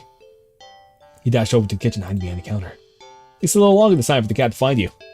This time when it does, it startles you by hopping down to your left from the counter top above. Meow. You found me again. Okay, you win. You roll it with little scratches behind the ear and under the chin when it leans into your touch. Why don't you give it a try? Why don't you give it a try, Po? Why don't you give it a try, huh? You want to play hide and seek? Let's play hide and seek. You go and stand in the middle of the living room. The cat following you. You make a show of covering your eyes and turning around. 5, 4, 3, 2, 1. Go, Po, go, go hide. You turn around and see that the cat is gone. You sure catch on quick. Not that many places available in your apartment for someone your size to hide. Without the opposable thumbs needed to open and close doors in the hall, the cat will have its limits too. Fair game. Okay, now where to look? We are gonna look in the... Let's start in the living room. Easy peasy. Be on the couch in the armchair, then under the coffee table. Nothing. The living room is pretty sparse when it comes to furniture after all. You peek around the counter, grab a chair and check on top of the fridge. You even open the cupboards along the door just in case the cat managed to squeeze inside. Nothing. Sad, that's for the best. This kitchen is for making food, not playing games. You peek around the corner into the hall. Nothing. Not sure what you were expecting. With all the doors closed, there's nowhere in the hall for the cat to hide. Couldn't find the cat anywhere. So you get the little word when you hear a soft sound coming from the hall. You head to the hall and listen again. It sounded like it was coming from your bedroom. But walk down the hall to the room. Gingerly open the door. I gently open the door. I gently open the door, Poe. Mwah. Yeah. Cat trots out and runs around your legs and meowing insistently. It looks disappointed somehow. Perhaps in your apparently subpar seeking skills. You lift the cat into your arms and look at your bedroom door. How did you get in my room? You know that door was closed. Right? The cat wiggles out of your hold and runs out of the hall. You follow it to see it sitting in the middle of the living room. Upon seeing you, the cat promptly turns around. Guess it wants to take its turn seeking. You're about to indulge it by hiding in the counter again when... The lights. Did the power go out? Darn it. As you wait for your eyes to adjust to darkness, you notice that the cat has moved an inch. Was it scared? Hey, are you... What? For some reason your heart starts beating faster. You consider going over to the cat. But when you do... Uh-oh. The thought makes you feel... You feel like your life is in danger. You need to hide. Now. It gives us 100 seconds? What the fuck?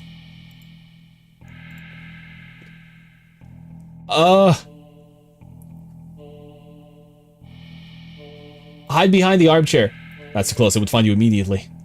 Hide behind kitchen counter. You hid there before and it almost find you instantly. That won't work. Just in the hall? There's nowhere to hide in the hall. Hide in the hallway closet. You quietly slip into the hallway closet. Door won't close because a heavy box is now blocking it after you squeeze inside. If you try to move it further, the cat might hear it. As if it hasn't heard you already. This won't work. You need to hide somewhere else. Hurry! Hide in the bathroom. You quickly rush to the bathroom and... Why is the door locked? You freeze upon realizing that how much noise you made jostling the doorknob and hold your breath, listening. The silence coming from the living room feels even heavier than before, more restless. If you make a miracle upon the door, open the door now, it would know exactly where you are. No good. I'm trying to hurry up. Hide in your bedroom. Quietly rush to your bedroom, carefully closing the door behind you. The only place to hide in your bedroom is your closet. Hide in the closet. You lock the door as quietly as you can before lunging into the closet, sliding the door shut. As soon as you secured yourself inside the closet, there's a sudden shift throughout the entire apartment. There's something that can sense that you're ready as you'll ever be. As it can sense that you're ready to be hunted. A horrible chill runs down your spine as you realize that's what the game has become. This isn't a simple game of hide and seek anymore. This is being hunted by a predator as prey. Never really mattered where you choose to hide, did it? As if the answer to your question, you hear a loud slam on the bedroom door. You just managed to hold back from making a startled sound at the sound. Your heart rate kicks up again, making it feel hard to breathe quietly, hard to breathe in general. Tears fill your eyes as you cover your panting mouth with your shaking hands. It knows. It knows. Crying with your hands over your mouth, trying to smother the choked sounds leaking out of you. You slide down the wall at the back of your closet into a heap of the floor. You flinch harshly at the sound of the door being ripped off its hinges, followed by a loud crash against the wall on the other side of the room. Like the door has been blown away. The silence that follows is almost too much to bear. You can't. A single sob escapes your nose. Did I say nose or eyes? Through your nose. Oh, it does. You squeeze your eyes shut to defeat how loud it sounds in the quiet of the room. Not much point in hiding it anymore, is there? You can simply put whatever energy you have left in listening for footsteps, even as you emotionally shut down. But you hear nothing. Nothing. Nothing. Then something slides open the closet door. You curled in on yourself. Knees up. Back curved forward. Head down. Mouth covered. Eyes shut tight, so tight it hurts. You don't want to look. You don't want to look, but that's what it's waiting for. It will end you with this final act of cruelty. Of making you look at it before it takes your life. So cruel. You just want this to be over. So, you open your eyes.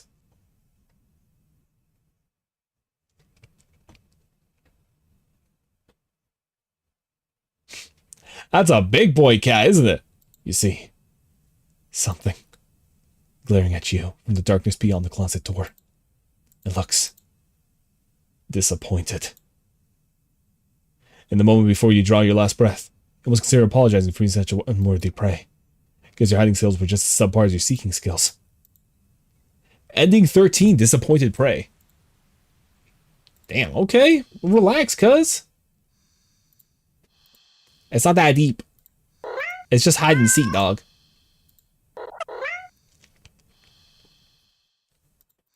Oh, I gotta go through all of these, I remember.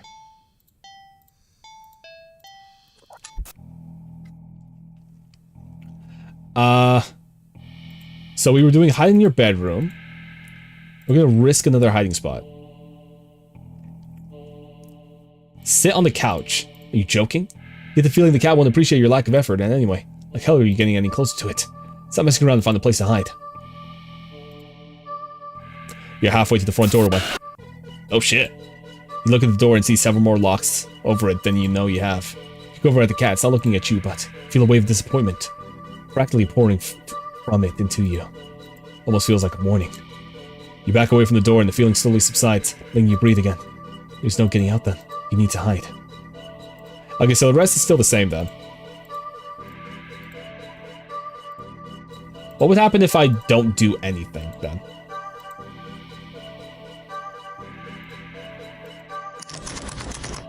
Let's wait a sec. Let's see what happens if I don't do anything.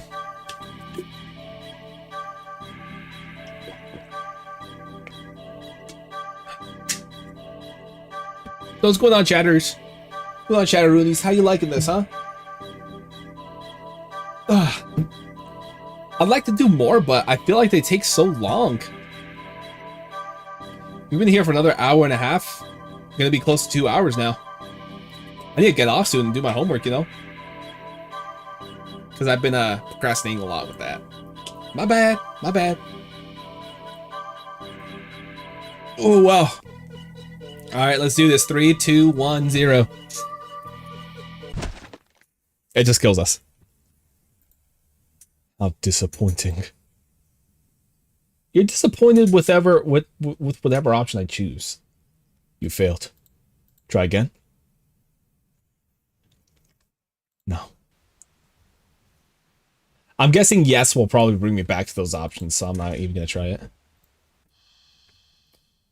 Do something with the cat. I don't think there's anything else with the play with the cat option, right? Let's clean the cat then. Upon giving it a second look, you realize that the cat isn't exactly clean. Not surprising, up until you brought it home, it's been sitting in a dirty old box, alley full of scattered garbage. But who knows how long. You heard that the cats can keep themselves clean, but maybe this is one of those times that a little human help couldn't hurt. Also, that's false. You still need to give them a little bath every once in a while, because sometimes whenever they poop, they get their poop crumbs stuck on their furry behinds, and then they like to rub it on the carpet. So you need to give them a trim, and then also give them a shower too. Yeah. You head into the bathroom and set things up, trying to remember how to wash a cat. Definitely no expert, but you think the best way to get a cat clean would be... I'd say carefully. I think careful is the way to go. Cats aren't always fond of water, so you'll be a fan of an excessive amount of it. So you pick up the cat and place it gently in the sink before turning on the water. Cat's startled, but ultimately doesn't try to run away. Nice. You lather your hands with some soap and carefully give the cat a thorough half scrub, half massage.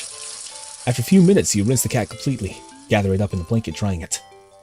Then you take a brush and carefully run it through the cat's fur. The cat seems like it's in heaven as you brush it. Some hairs are sticking to you, but you don't mind.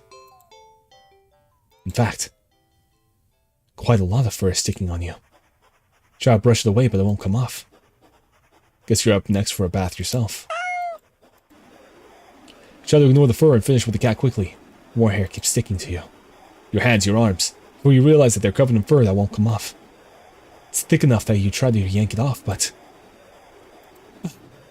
pain lances to the spot you tugged at. On closer inspection, you see that the hair is growing out of you. You can actually feel it now. Fur growing out of your back, your neck, your face, your eyes, your tongue. Oh, that's nasty, ew. It's even growing inside your throat.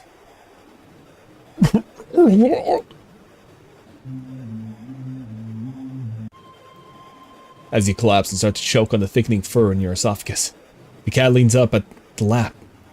Shit! The cat leans up to the lap at the fur growing out of your forehead, grooming your hair as thoroughly as you did for it earlier. You think it would be sweet if you weren't currently losing air.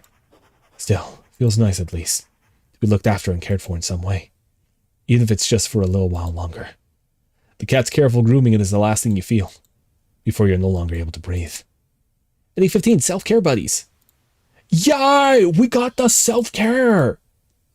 That means next, we can do quickly. Cats don't like water things, so a quick wash would be the way to go, right? You gotta do everything at once, filling the tub deep with soapy, bubbly, warm water. Quick dunk here, short scrubbing there, then rinse and dry. The cat won't even know what hit it before everything's over. You open the door, click your tongue, beckoning the cat inside. Quickly scampers in, curious at the newly available setting. You close the door so it won't be able to run out to make a mess of the apartment. Stealing yourself, you roll up your sleeves. Yeah, I don't think it's gonna like that. You lift up the cap and carry it over the tub. Your plan's already compromised. The cat's struggle in your hold. Probably should have held it so it couldn't see the water. Hey, scratches at your arms. No, I wouldn't be happy about the water, but you didn't think it'd be at this irate. Still, as bad as it will be for you for a little while, you know this is for the best. Deep scratch to your bicep startles you, making you drop the cat in the tub. Kitty! Kitty! The cat doesn't reemerge hissing and yowling like you thought it would. You rush over and dunk your arms beneath the soapy surface, searching for the cat. With above its head and blacked out, it would drown. But you don't find the cat. Instead, what the? You watch as the water starts to darken. At first you think it's just dirt from the cat and feel a little vindicated about your decision, but the water darkens further and further. Until it looks like you filled your whole tub with black ink rather than water. Even the soap bubbles are translucent obsidian now. Something's not right. But as soon as you have this thought, oh, you just felt something tugging you from under the water. Try to pull away, but your arm won't budge. Whatever it is, it pulls you closer to the water. Try to use your free hand to release the drain plug. When you dunk your other arm in the water without thinking, it's grabbed too. Both hands restrained, you can't get any leverage to force yourself free. You're dragged into the murky waters at the top. You're dragged down and down, further still. Much farther than it should be possible for your bathtub. You can't breathe. You think you can't see either, but as you draw your final breath, think you see what's been pulling you down. Something resting deep, deep down below. Something waiting for you. Ending 14, Bath Hater. Yay! How much is that? Damn! We're at 36 out of 40. The only thing is, though, you've been enjoying yourself, haven't you? Yes, I as well. Still, all good things must come to an end. I believe you are ready.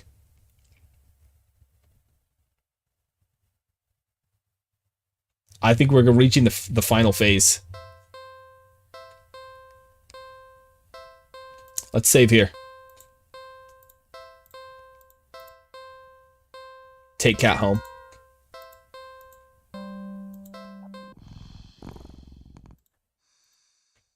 Clean cat. So this is probably the same. I bet you the other option is now available. Don't take cat home. You are ready. Only one thing left. So, what should you do with a cat that has been very, very, very naughty? Hint? Naughty. Need another hint. It's something it deserves. Something final. Gotta need another hint. Something has been doing to you this entire time, over and over again. Still not following. The act of taking life? Okay, one more hint. Kill it. Kill it. I don't know. I don't want to kill it. Kill it.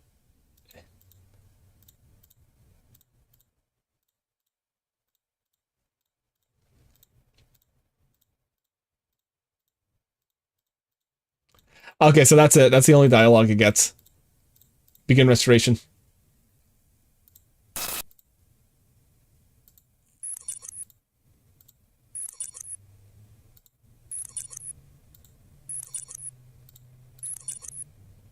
Kill it. Kill cat. Oh no, I don't want to kill the cat. That poor kitty. Oh jeez. Really?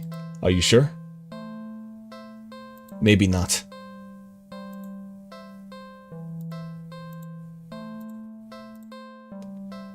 Yes. Once you do this, you won't be able to turn back.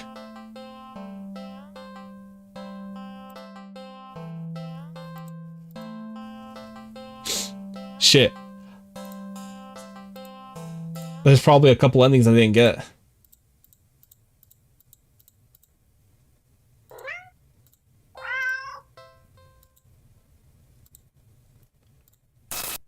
G X H J P.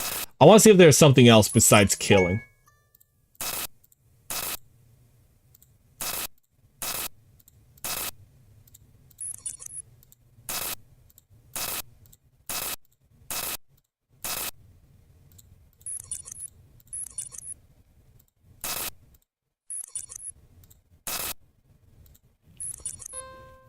Shit. I mean, I feel like I got everything. Ugh. There's probably no way to get the other endings right now then, right?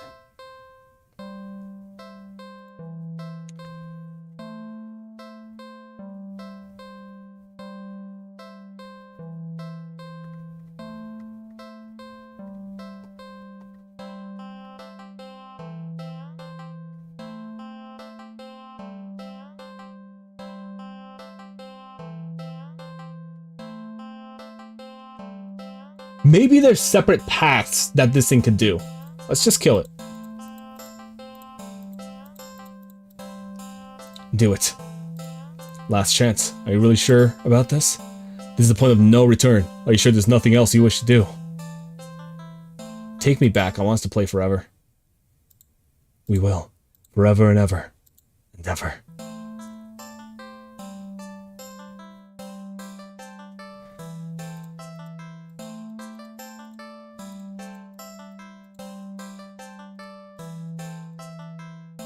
Kill the cat. Oh. We're gonna fight the cat. This is us fighting it. You kill the cat. Its corpse lays limp and lifeless in its now bloodstained cardboard box. What would you like to do?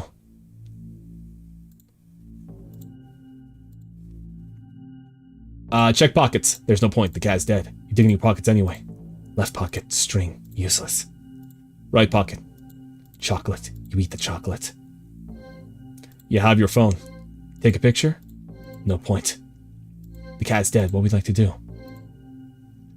What are you looking for? The cat is dead. You look anyway. Look to your left and right, nothing but trash. You look up. Sun never reaches in here well enough. But you can tell that it's a beautiful day today. You look behind you. Nobody saw. Look down in front of you. Oh yeah, the cat is dead. What would you like to do? You're done here. You turn around and leave the alley. At least, you try to. As you stand at the edge of the alley's entrance, you see that nothing exists beyond it. Just an empty black void. You turn back.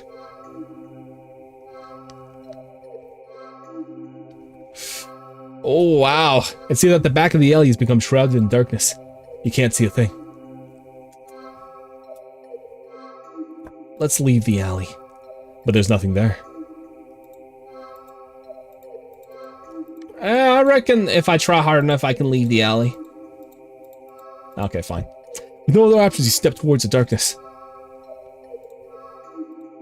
Closer. And closer. Slash. Ah, he got his revenge. You're bleed.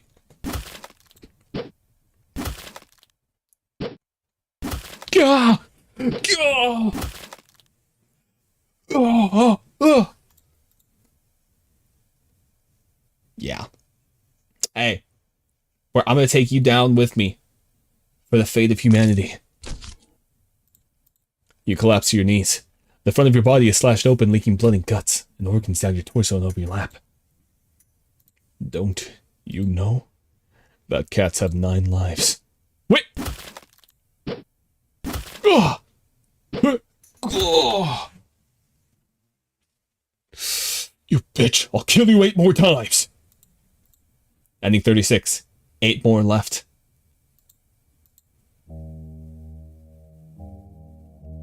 Don't take it home. We're gonna load back up. I bet you I could try to kill it a couple more times. Hello? Oh, hi. What kind of lore you got for me now? I never believed in unconditional love. Not even as young as I was on the day that changed my life forever. Still, I always assumed that they would come the closest to granting it to me. It's what they always say, right? That a parent's love is unconditional. The wounds they inflicted on my skin and in my heart had long since scarred over the day they dealt the final blow. And all it took were 2 little words. Get out. The day they finally turned their backs on me, abandoned me. That was the day it found me. It offered me an unfathomable kind of love. A love that could be limitless, endless, powerful, all-consuming. A love unmatched. A love unlike anything that could exist in this world. But there was one thing that the love it offered could never be. Unconditional. Yeah, I think it wants to eat our brains. Where am I? And so, you find yourself here. Yet again. What? Who said that? And where is here? I can't see anything. Why? Here is here, silly. Well, do you remember me this time? I would have thought of myself as being forgettable. But I suppose that's the first time for everything. Everything, nyan. Every nyan. Your memory slowly pieces together fragments of a moment. An encounter. A cat in an alley. I took you home with me, didn't I? Sekai. Correct. You were daydreaming so long, you even had me worried. Can you imagine that? Here I am indulging a little and playing with my prey. Only for you to completely zone out on me. The game's no fun if you're not present, you know. No, I don't know. I don't understand what's going on at all. Curious, are you? I should have expected that you have questions. Well, I suppose you put me in a good enough mood to be generous and hear you out. Very well. What would you like to know? We're gonna save right here. We've been getting a lot of saves in here, chat. What do you mean I was daydreaming? It's the first that come to mind, really. You were on the brink of death, but instead of watching your life flash before your eyes, you got stuck reliving the moment we met. Wait, what?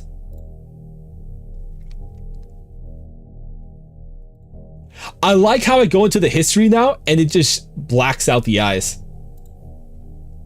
Got stuck reliving the moment we met, subconsciously coming up with scenarios in which you managed to survive.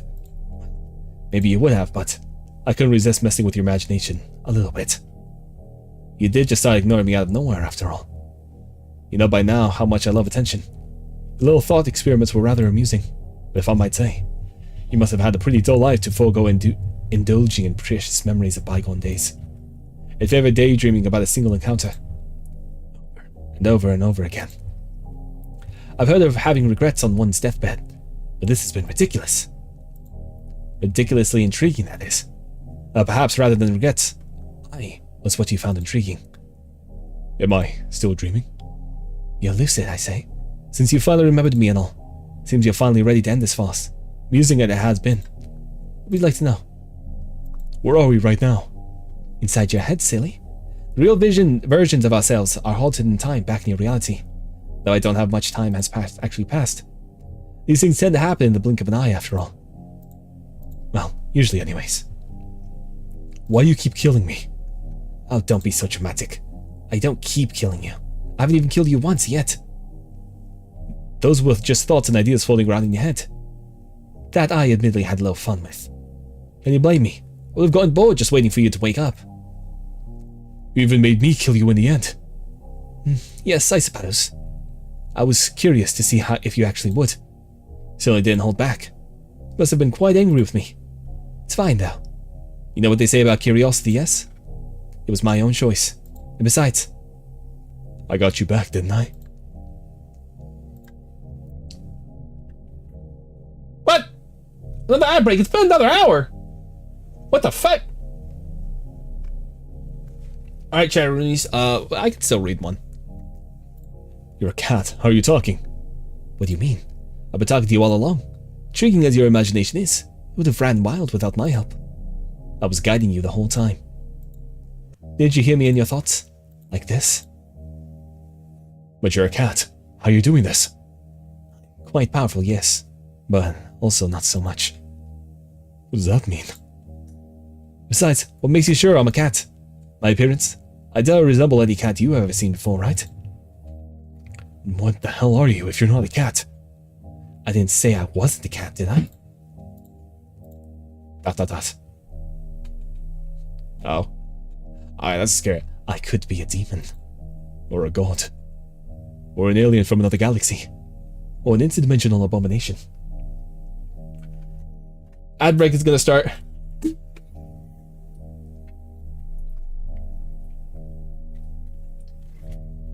We're gonna wait till 30 seconds. Let me top off on some water.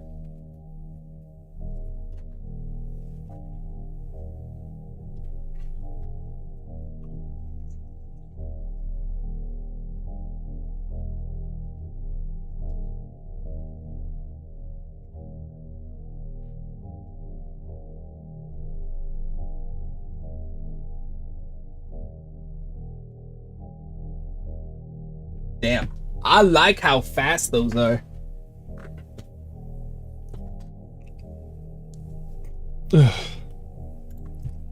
Oh, I could really just be a cat. Doesn't really matter what I am, does it? Certainly what I do would be a more pressing matter, yes? What I can do. A real cat couldn't have done all this. I used the wrong voice for that one, my bad. That was me. Let me go back. Real cat couldn't have done all this. You're really hung up on appearances, aren't you? Do you have some kind of proof that cats don't possess powers like mine? I doubt it. And you know, it's pretty rude of you to keep going on and on about what I am. Before you even ask who I am or what my name is. Okay, then what's your name? Well, I'm not going to tell you now. Learn some manners first and we'll see. Well, maybe in your next life anyway. What do you want? Well, if you're talking about my original goals, those are a bit personal, I'd say. But anyway, things have changed. Right now? Well, presently, I'd like to have some more fun with you. Your company has been very entertaining thus far. Give it more time, and under different circumstances, perhaps we could have even been. Well, all good things must come to an end.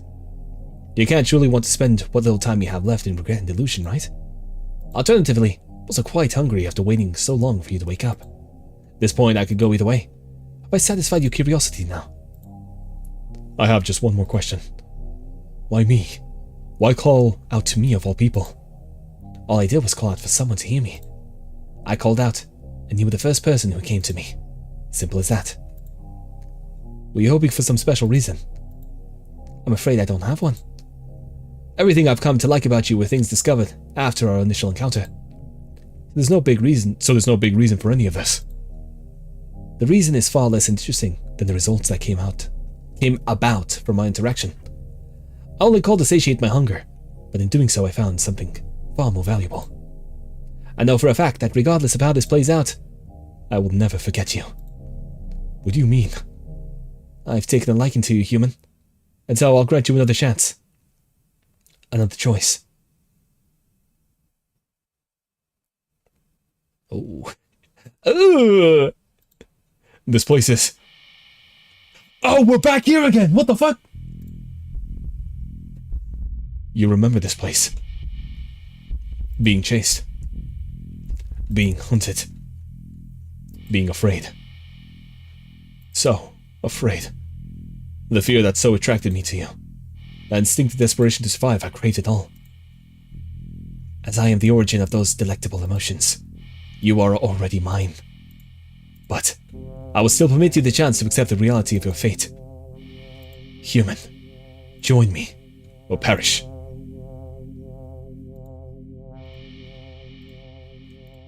I'll join you. Splendid. Come forward, my human. You step forward and pick up the cat. You cradle it in your arms, reaching up to scratch its head. Suddenly, you start to feel sleepy. But the sudden weight of fatigue doesn't cause you to sway on your arm or feet or stumble at all. What's happened? Shh. Don't worry. You no longer need to worry about anything anymore. Just sleep and dream those sweet, sweet dreams for me. Excellent. With this, you will soon become a part of me. ...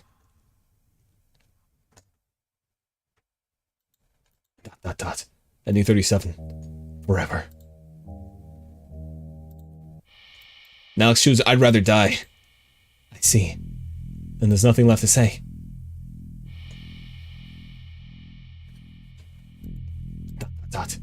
Resigned to your fate. You finally turn around.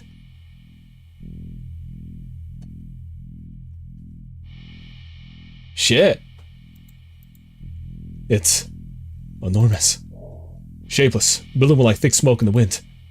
The shadow-like entity towers above you. So high it looks like the sky poured it down to earth. Still pouring it even. It is unfathomable that your tiny world is even able to stand under the weight of the reality of such a being's existence. And that you, in your fragile mind, haven't fallen to ruin it as well. Oh, we're gonna get swallowed. Ooh, Vor, we're gonna get vored. You step forward into the monstrous miasma. And offer yourself to it. ...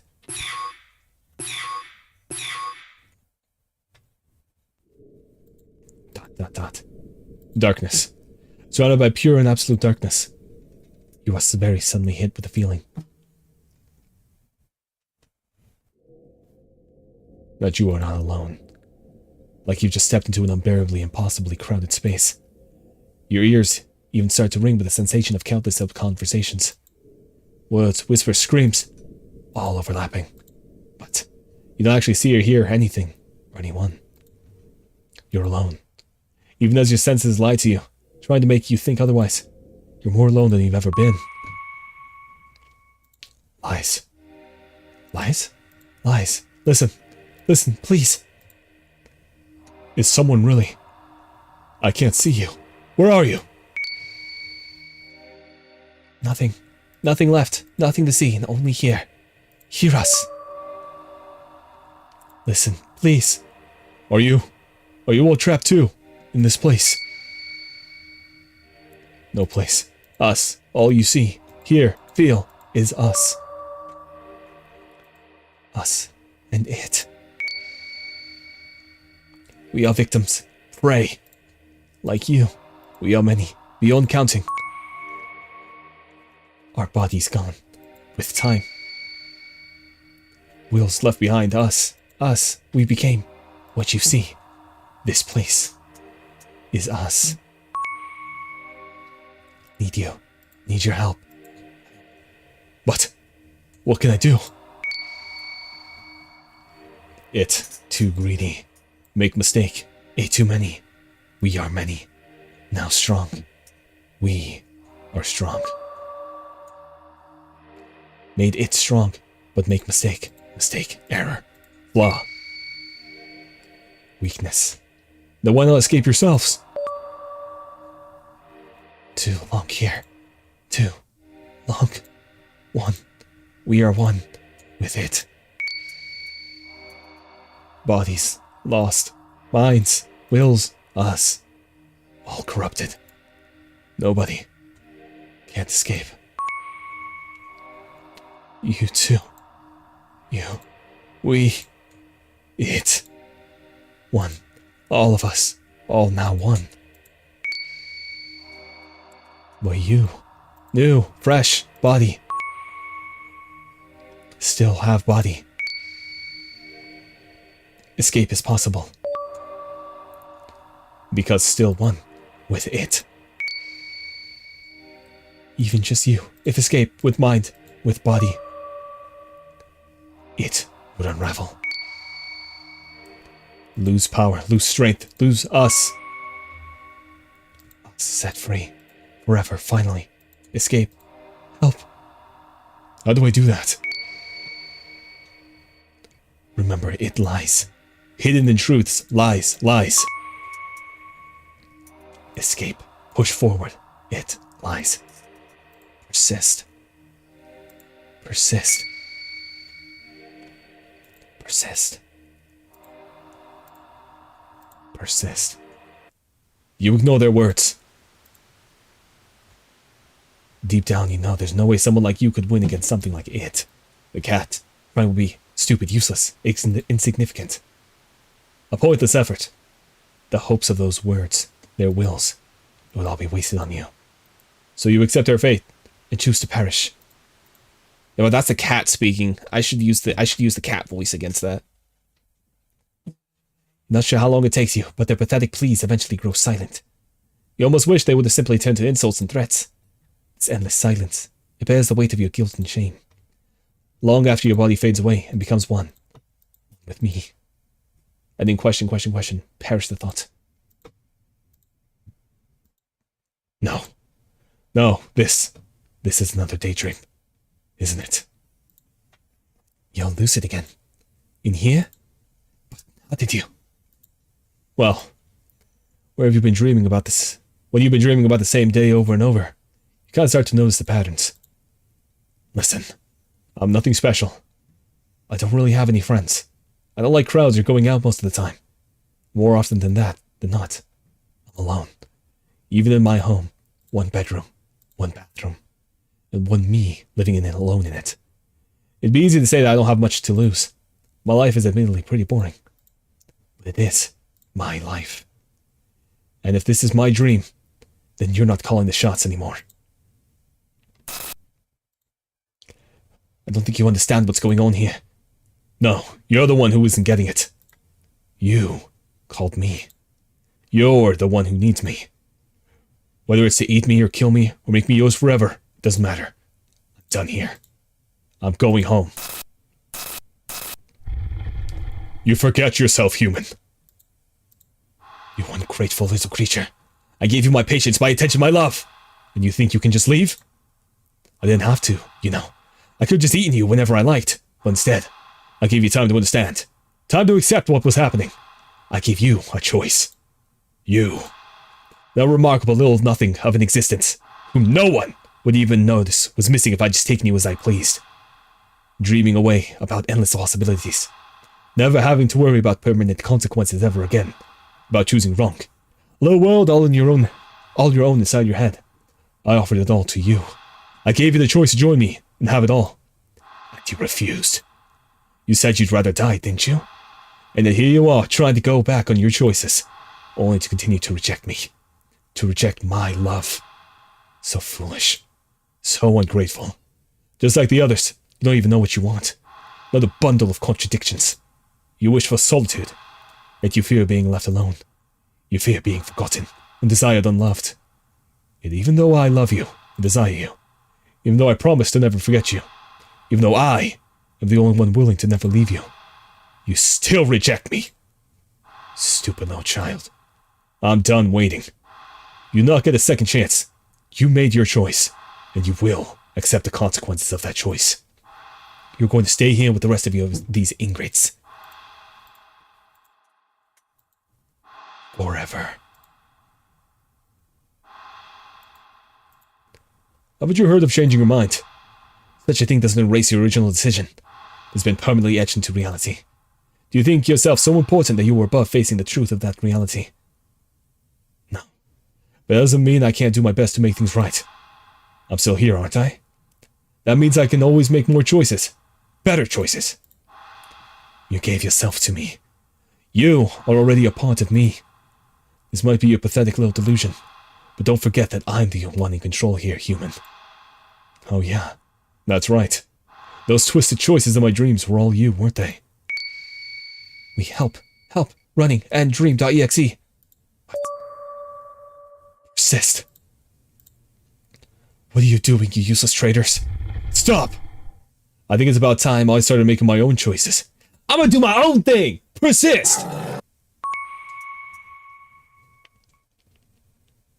We're doing our own thing.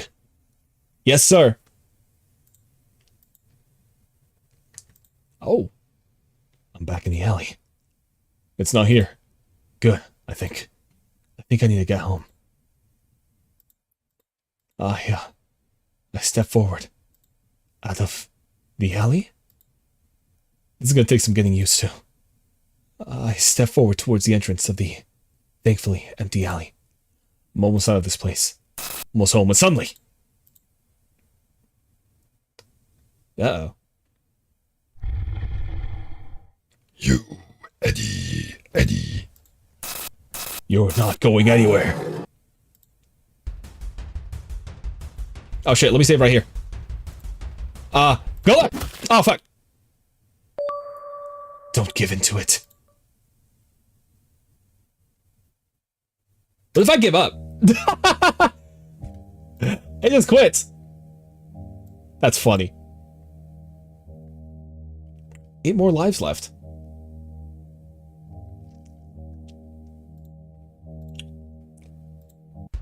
Go left. Okay, so we don't go left. That's the bad choice. Don't give in to it. I need to dodge away from it. Go right. What?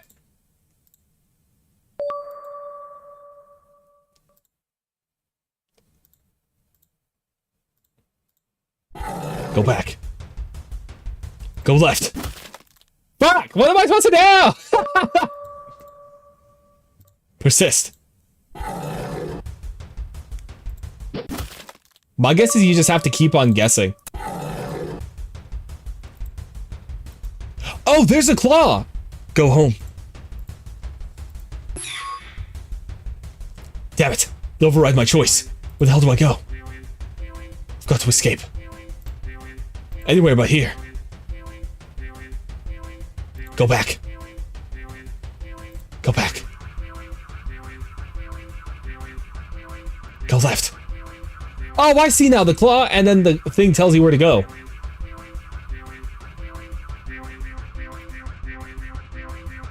Oh shit, damn. Gotta escape. Got you now.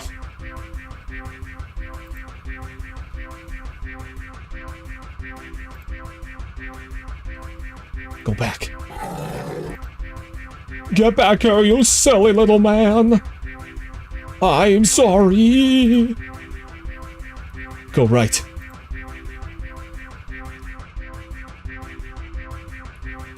Oh yeah, we're cruising on by now that we know what to do. How do I get out? No escape. Know exactly what to do, chatteroonies.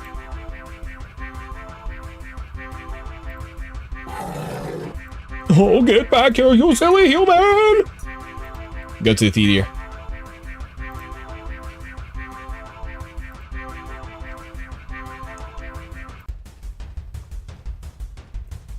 Oh yeah, we're doing good.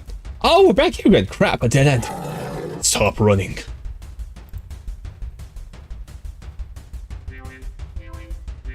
Oh yeah, this is just like... Oh, there you go, we got it out. Go to a new cinema. Go right.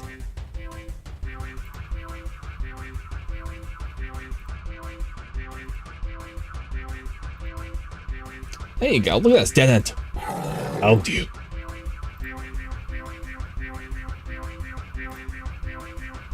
Sounds about right, sounds about right. Go right, there you go, easy peasy. Hey, we did it! Did I do it? Threat unraveling, many us escape. Many free now. It losing us, losing strength. Your escape possible now. No! You are mine! We go ahead. We go free. Thank you. Thank you.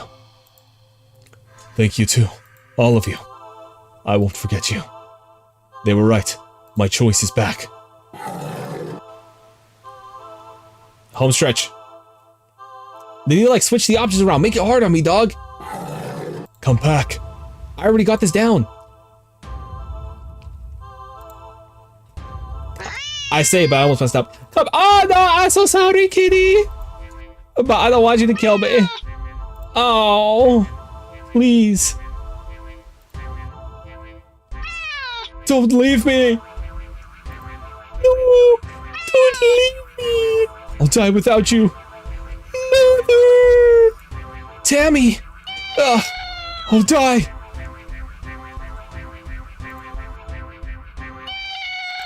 I'll die. Wait. Wait.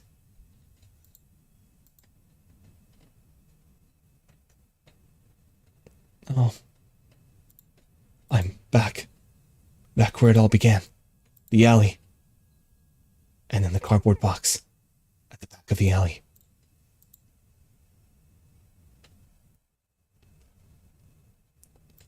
There you are. You look nothing like the impossibly cute cat I met. Well, what feels like a lifetime ago. After escaping and releasing the wills of all your victims. All that's left of you now is an inky black blob. Seething up at me. The endless hatred pouring out of your singular eye. Doesn't scare me at all. Do not take this cat home. Don't leave. You're mine. No, I'm not. You took them away. They were mine. They're gone. You took them away. You took everything from me. They weren't yours either. Alone. You never had to be. If you were lonely, you could have just been their friend. But you didn't want friendship. They left because you tricked them, kidnapped them, hurt them. You stole their lives, their time. Never to get any of it back. You brought this on yourself. Do not take this cat home. You are perfect. I'm not. You are. Don't need the others. Just need you. Stay with me. I won't. Can give you anything. Can be everything for you. No, you can't. You couldn't even before. You definitely can't now. And even if you could give me everything I ever wanted and more, I'd still never stay. I love you. No, you... I do. So much. I love you. Aishite. Times 1,000. Stop! Maybe you do love me. Some strange screwed up way I'll never understand. But even if that's the case, it's not enough. Please, don't go. I'll be good.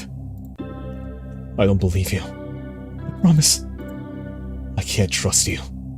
I promise! Just don't leave. Don't leave me alone. I'll die. I'll die without you. Do not take this cat home. Oh yeah, now it's Angie. It's big Angie, isn't it? I hate you. Now that I can believe. There's nothing left to say.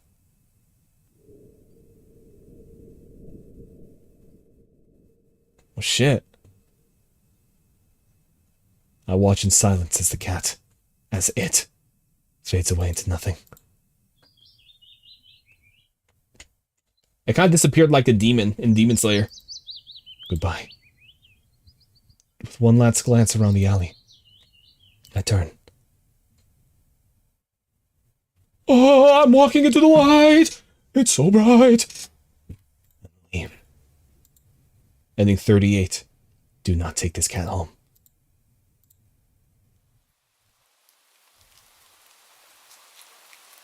The day's been surprising.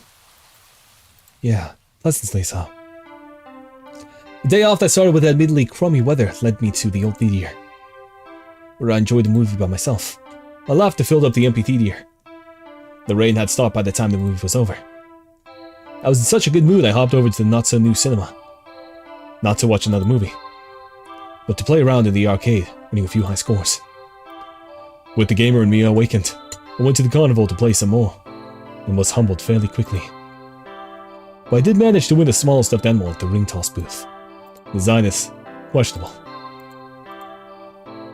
and I freaking love it. The rides weren't so bad either. I got inducted into a group for a bit, while waiting in line at the Ferris wheel, bonding over our shared mistrust of the carnival's games vendors. I even shared a carriage on the Ferris wheel with a few of them.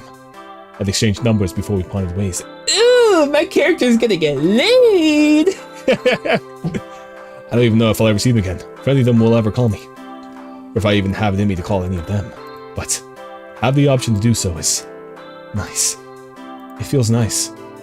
Baby steps. After all, even that little tiny bit of interaction, though fun, exhausted me. So I went to recharge at the dog park, feeling rejuvenated at the sight of dogs. Old, young, big and small, all running around. Happy and carefree. A few of the owners even let me take pictures. Yeah, today was a good day. I don't think about the cat, or it, I guess, all that much these days. It was hard at first. The immediate days and weeks that followed. What happened to me was all I could think about. There were days I blamed myself. Days I questioned my choices.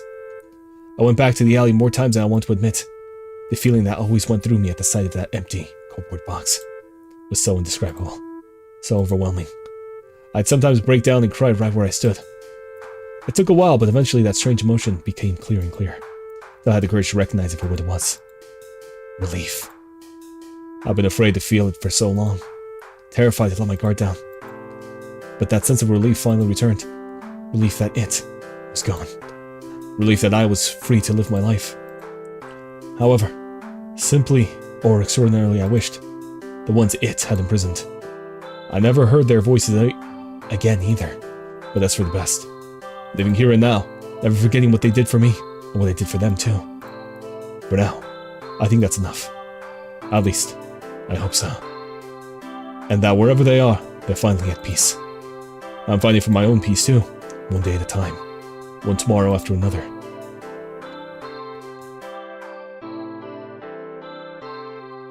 Look at us go, Chatteroonies. Is that the end? Thank you for sticking with us this whole time. What a great fucking game. What a great game.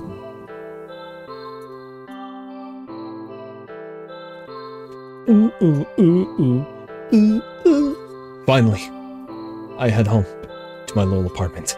And the cat's gonna be right there, I tell you now. One bedroom, one bathroom, and one me living alone in it. Well, almost anyway. I'm home, baby. Ah! Meow! A little kitten flails as it awkwardly runs over and mews up at me. I kneel down, looking fondly at its hazel green eye. The whole thing has been hurt and starving when I found it a few weeks ago. But it certainly got its energy back after I found a little food and care. Did you miss me? Meow. Hungry, huh? Me too. It's been a long day. I smile helplessly at this cute little face. Let's find something to eat, okay?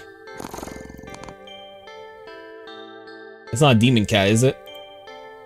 Well, I guess there's one more thing living in my home. And, at least for now, I wouldn't have it any other way. Ending not available, another day. Background and BG art references! Pexels.com. Here's the credits! Woo! Shit! Sound effects.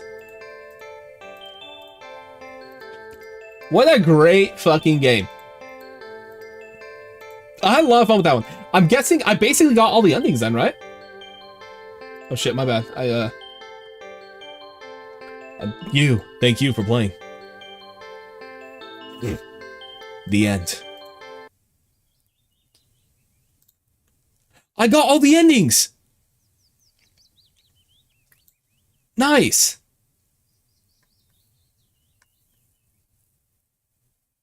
Bad kitty. Oh.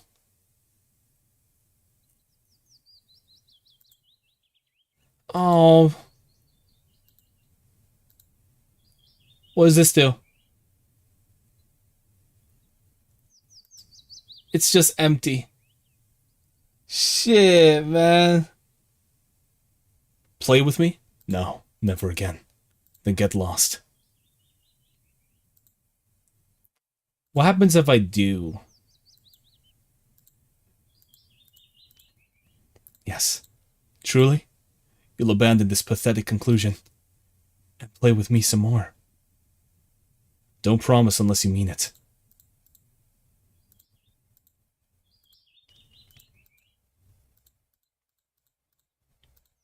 Good. Very good. Find me. Do not betray me again.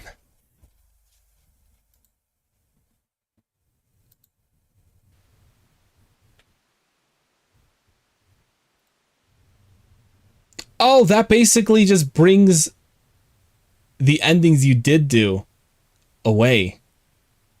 Well, we got the endings anyway. We hit that 40 out of 40. But what this does is it brings your choices you had back. As well, still, all good things must come to an end. I believe you are ready.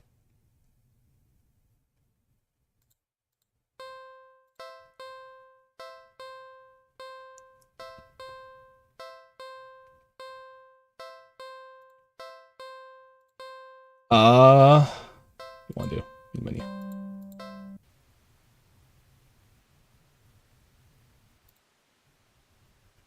Yep. I think we're pretty good. All right. Holy crap. That was a very long game. But we enjoyed it. We enjoyed it nonetheless. This was I'm surprised this game was free on itch. Shit, if I wasn't broke, I'd probably send a couple doubloons your way. Maybe I will. Maybe I will when I get a paycheck. But yeah, that was Do Not Take This Cat Home. Hopefully you all enjoyed that. We got all the endings for you, surprisingly. They weren't necessarily hard to get all the endings. It's not like you had to like go through files and like get some like secret shit going on. You just gotta make sure you you just click on the options, you know? Pretty simple. Really, these games are more about the story. I like the, I'm kind of one of those guys that like to see like, shit.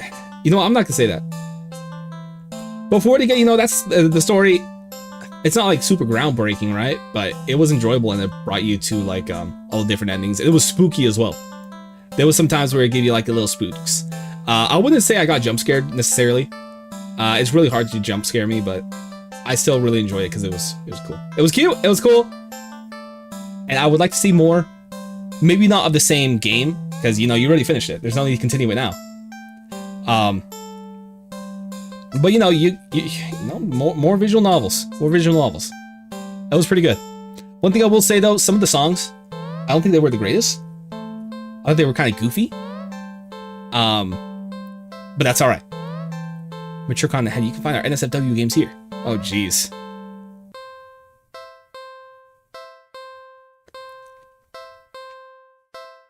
But yeah, we're gonna leave that there. Links are gonna be in the description if you want to go ahead and check that one out. For us, we're moving on to our next game here on the Twitch. If you are on YouTube, thank you so much for stopping by. Thank you for watching this whole fucking video. Or if you skip to the end, we're here. Yeah, we'll go ahead and see you all next time. Bye-bye.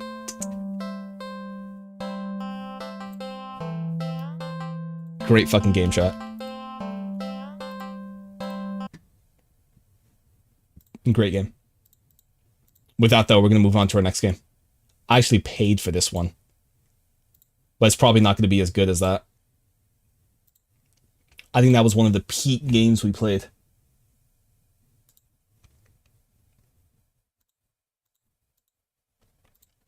This is our next game. It's kind of like a Japanese kind of game. The bar for like $3.50. We'll test it out. We'll see if it's like a really long game, but it's probably not going to be as long. Maybe this person got like the actual play length. This guy only took 15 minutes. Look at that. Sorry, give me a sec.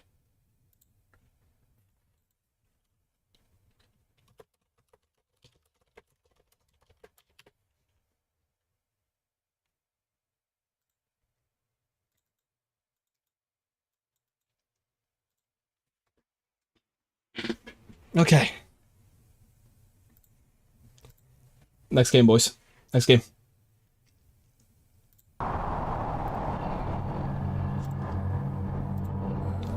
Oh, jeez. What the fuck?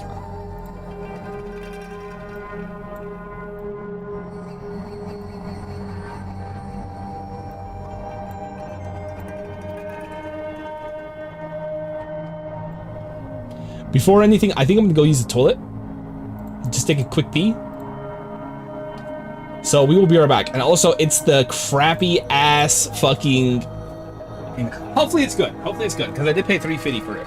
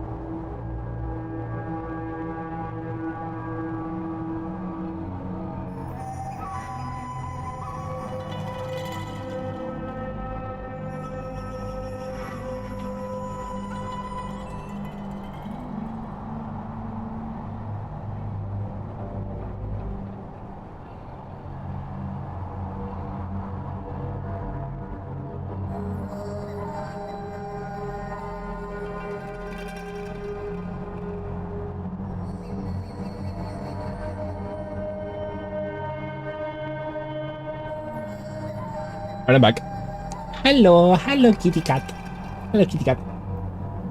Hello, everybody. Welcome to Kubi Kajiri. Hopefully I said that right. But you are trying to find your lost sister.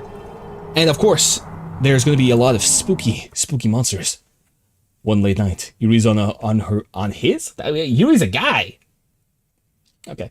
Yuri is on his way home through the town of Shoboto when he receives a phone call. Ring ring. Ring ring. One late night. Damn.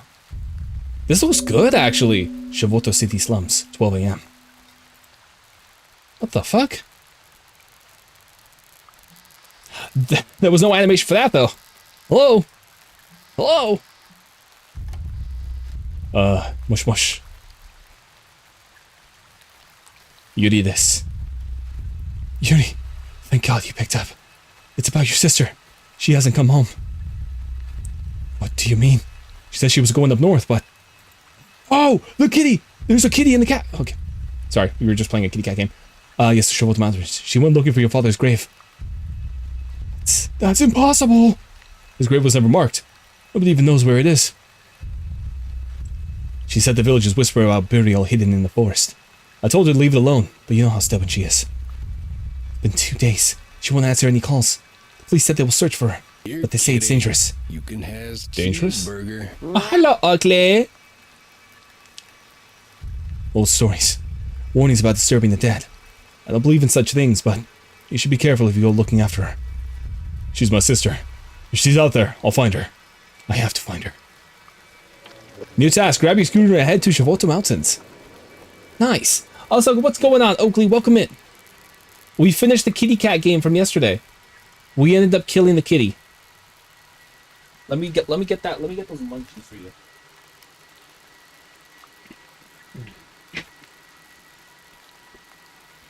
So last time we fed gatos, so who are we gonna feed this time?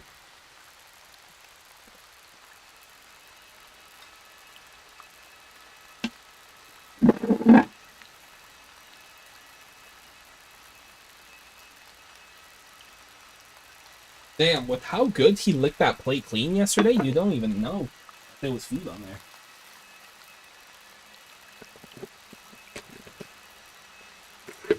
Oh! That was show off a kitty, not feed a kitty. Ah, you almost tricked me. You almost tricked me.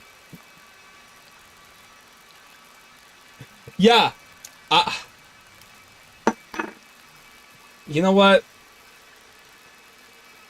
You know what? I already got everything out. I'll just feed him. Tuna recipe with clam. We'll feed a kitty today. We'll be nice.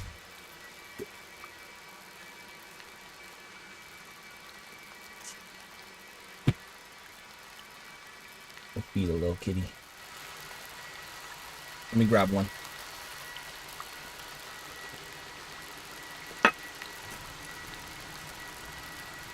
Here, kitty. You can have cheeseburger. Wah.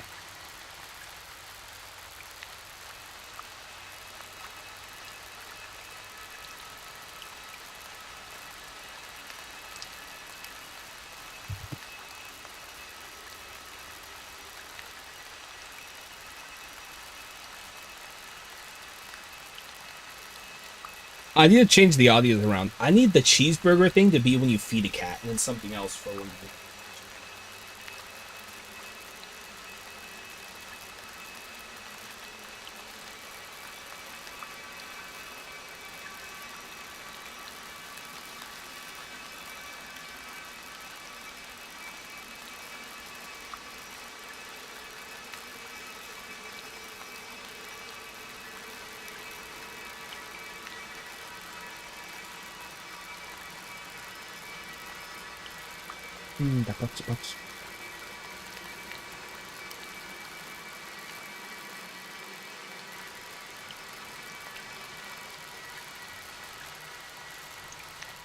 Well, shit. Now it's not showing the fucking... No Wi-Fi found! Oh, I spooked her.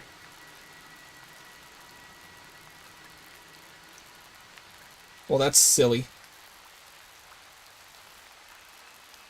I spooked the kitty. Here you go. Here you go, kitty cat. There you go. Ow. She's a cute kitty. She's a very cute kitty.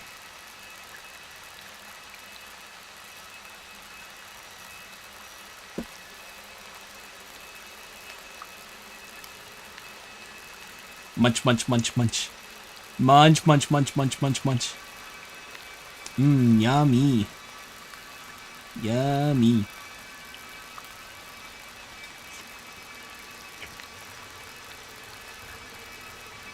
Look at her. Doesn't she look a little silly?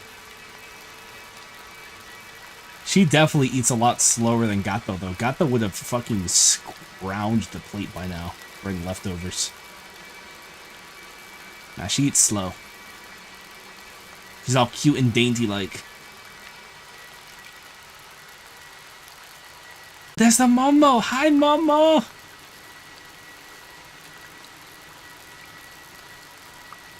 Hello, the Momo. Oh, she's hilarious.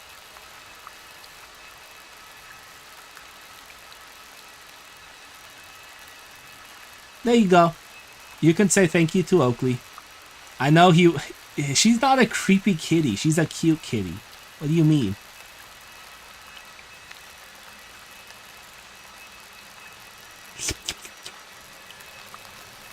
All right.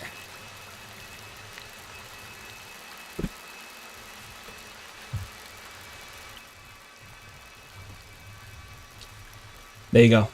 Does that count?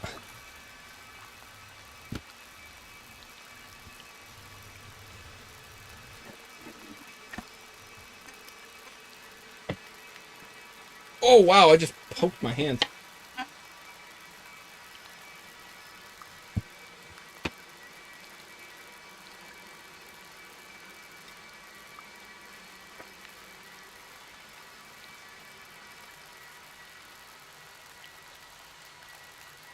Alright, I'm back. Hello, everyone. Hello, everyone. Going back to work today, Mr. Oakley.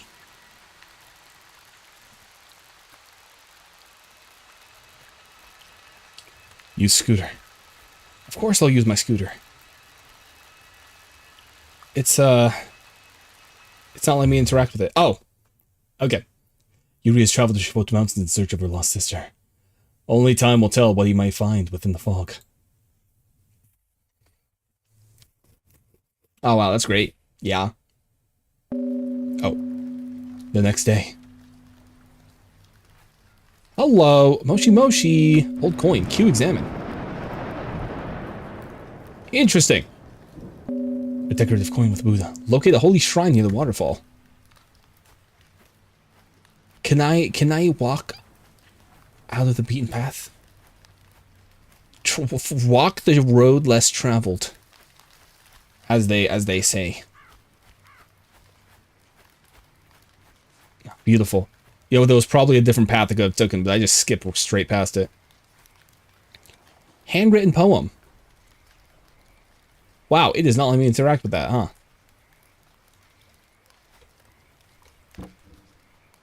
What?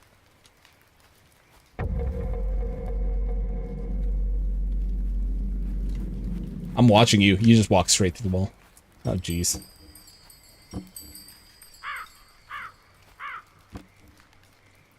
What is this supposed to mean?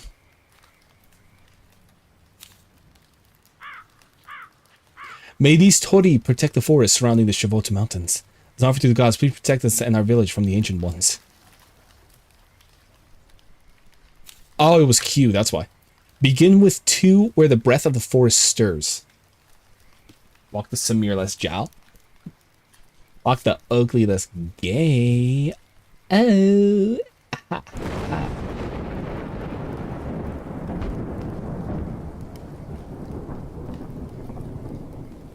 Damn, you don't have to get so angry at me, dog.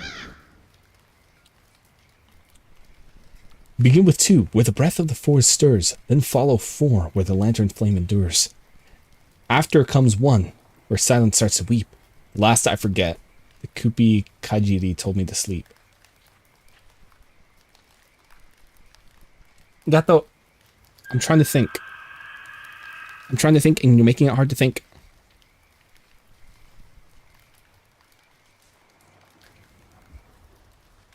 Sorry, but I already fed a kitty, so you were too late. Did somebody... What's a sticky thing on your back, bro?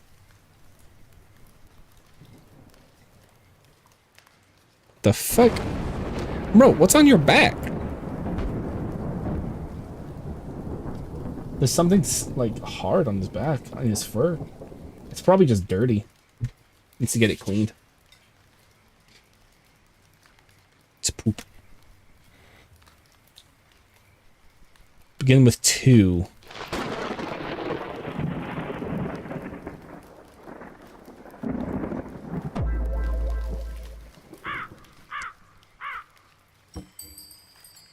So begin with 2. Then follow 4. So 2, 4... 2, 4, 1... 2, 4, 1. 2.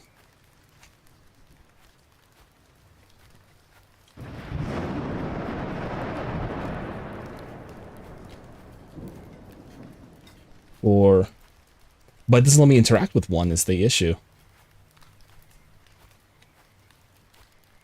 Oh. Wait.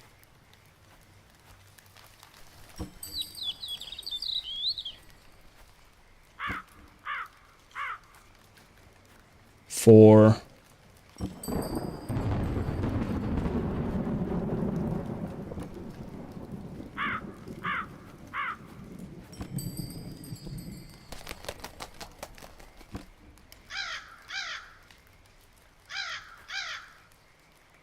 interesting.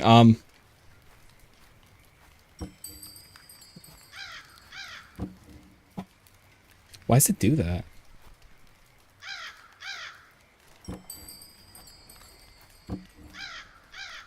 Am I stupid?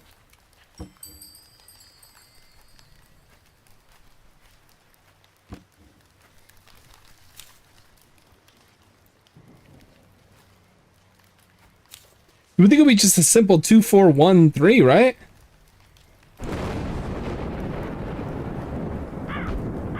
Well, the lantern's flame endures. Lantern's flame.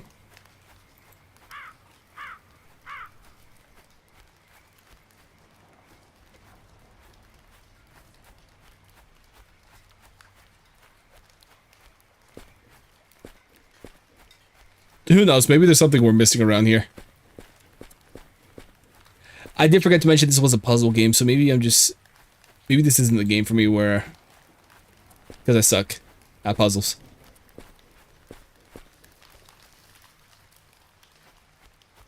What do you think, Oakley? Am I smart or dumb?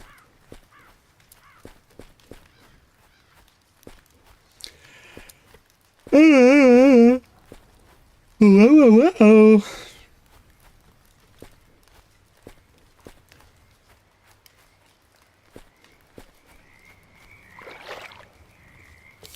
Old shrine record. Villagers made offerings of the sake and rice, but still the Kupikajiri ate lingered. They spoke of headless beings who gnawed the bones of the dead. The priest warned the people of Shivoto never to disturb an unmarked grave, for that is what the curse sleeps. Oh! Yep! That's a nice placement for the hole. For the icon that looks like a hole.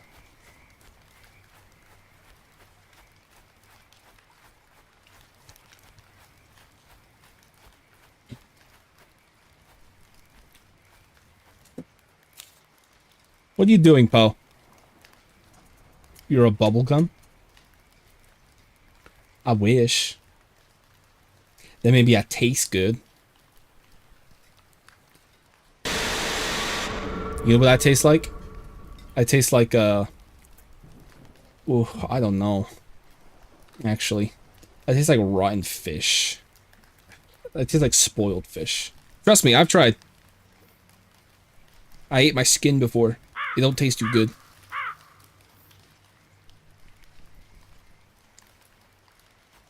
So something tells me this game isn't really too good.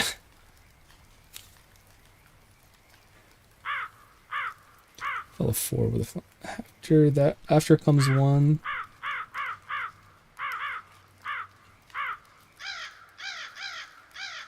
The Kupikajiri told me to sleep.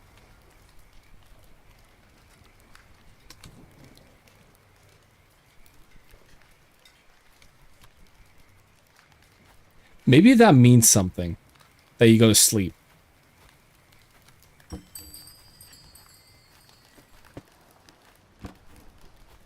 Huh.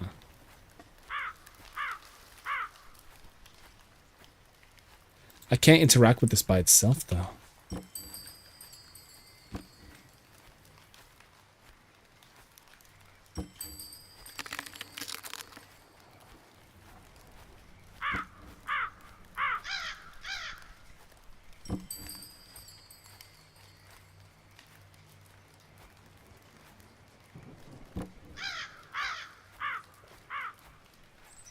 Okay,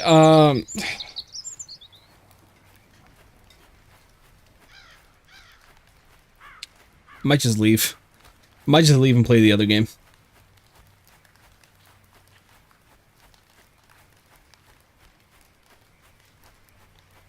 Oh, you know what? Even better yet, they have that person that played the game. Let's see what he does.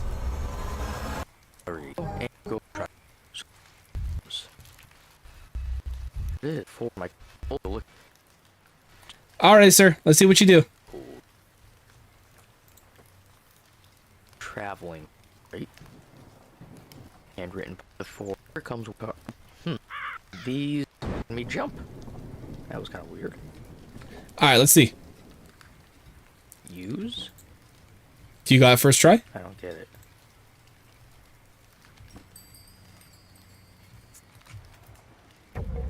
What the? He's going that way.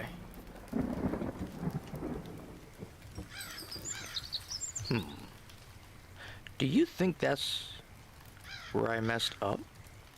No. this 4, 1, last run with anything? Didn't do this out. Locate and act.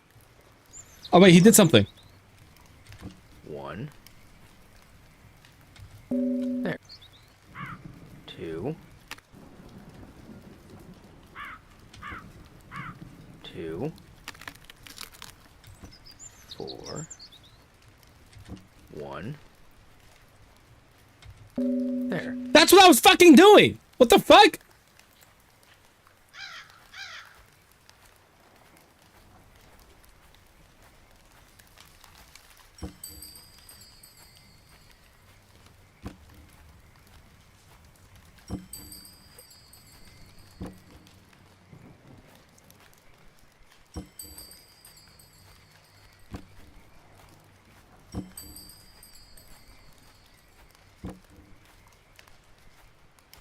Oh, help me out. I think I broke the game.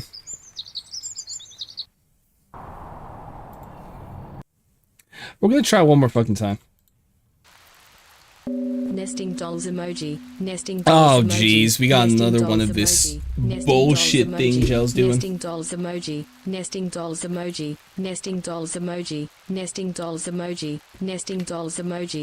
Nesting dolls emoji. Nesting dolls emoji. Nesting dolls emoji. Nesting dolls emoji. Nesting dolls emoji. Nesting dolls emoji. Nesting dolls emoji. Nesting dolls emoji. Nesting dolls emoji. Nesting dolls emoji. Nesting dolls emoji. Nesting dolls emoji. Nesting dolls emoji. Nesting dolls. Oh. It took you long enough.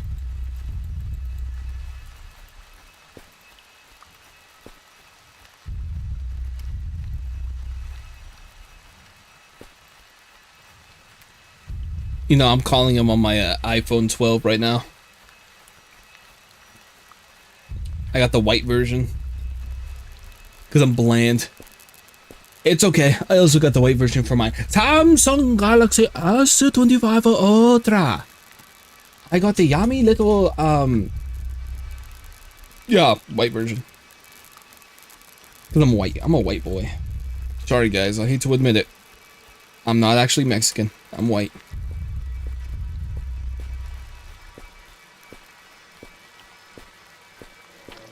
Finally.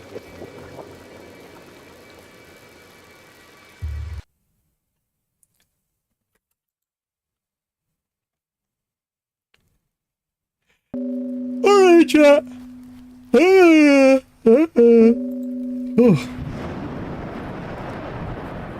Alright, let's get the thingy. So 2413.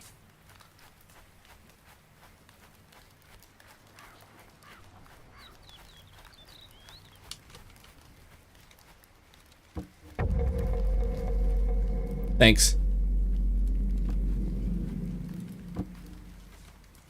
There you go. That was such a stupid thing. It kept making ding ding ding ding noises. Okay, and activate 3 lion statues. Oh god.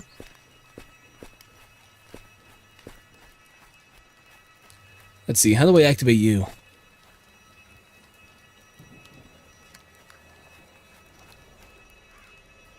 Oh, I touch his ass.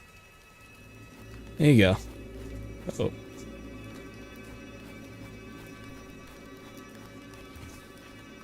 What's going on, gatito? You're okay, gatito. No, no.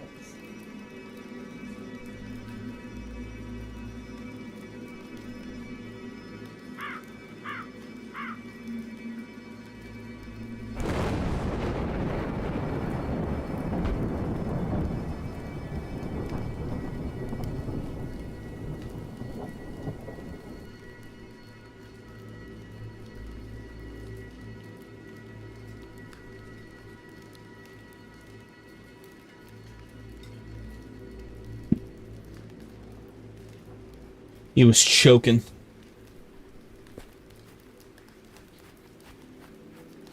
Yeah, Gato does that sometimes. He just starts coughing out of nowhere. He doesn't really throw up or anything, but It's weird. It's like he's about to. I think he's thrown up once, from what I've seen. Mainly it's been like Luna and Lulu. They gouge themselves with food and then throw it all up. Here's a sweet spot. 1,000 Fingers of Death!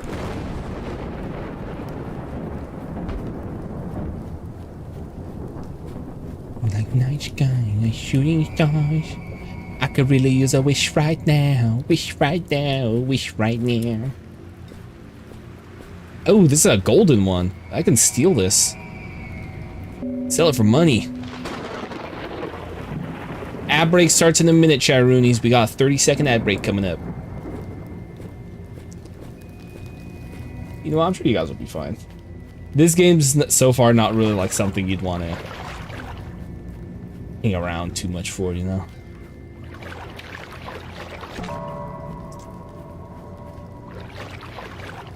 But we'll see how it goes. Maybe later on it's gonna impress us with its spook skills. Maybe this will be the best horror game of 2025, actually. Yeah, that was a pretty spooky cemetery. Sure gave me the creeps. Handwritten poem. The bells must sing as they once did. When the priest walked the path of death, he began with the third, where the crow would cry, and struck the first to calm the sky. The fourth came after the sound of rest, the last hidden in the heart's unrest. The parchment smells faintly of incense. The edges burned as if from a candle flame. So what's that?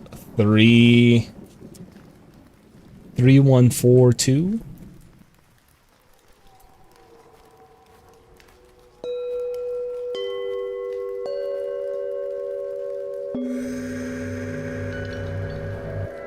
You know, these aren't necessarily puzzles if you're telling me what's going on. Dear Yuri, I hear father's grave was hidden somewhere among the forgotten. Say it was part of a sacrifice, though mother denies it. If I find the truth, maybe the weight of our family will finally lift. Okay, welcome back those of you on Twitch. It was, yeah, exactly what it said it was on the paper. There was no puzzle to it at all. To awaken the Kupakachiri, blood must stir the grave of the sacrifice. Once it's stirred, the spear will hunt until it takes the skull of the kin. Meaning us. We're next in kin, so it's gonna kill us. Now father. Now father's father. It's gonna wrap back around and take our grandchildren. Now grandchildren's children. That's right. That's right.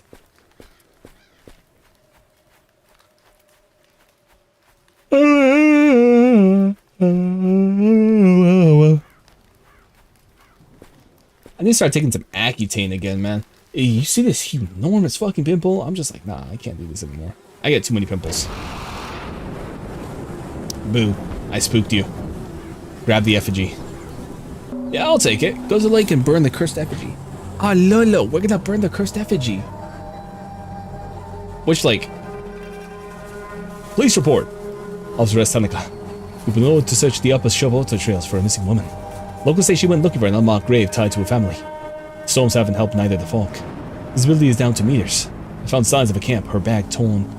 A torn scar from blood near the tree of one of the shrines. Keep hearing footsteps behind me, but every time I turn it's empty. At dusk I saw movement near the lake, woman crawling out of the water. Her hair covering her face, I called out, thinking it was her. And I saw the missing head. Your sister's gone. Whoever's walking here isn't her anymore. I have to leave this place. So our sissy's dead. Okay. Oh, what the fuck? It's all the way over there! Alright guys, prepare for a walk. It's almost as big as an Assassin's Creed map.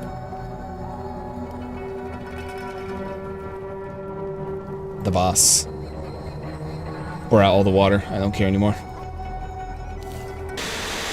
The Kupakachiri feeds not only on flesh but on remembrance. When the grave is disturbed, it claims the skull of a seeker, adding to its endless hunger. You ever hear chewing in the night run? Nah. Something tells me that this Kupakachiri isn't really as spooky as you make it out to be.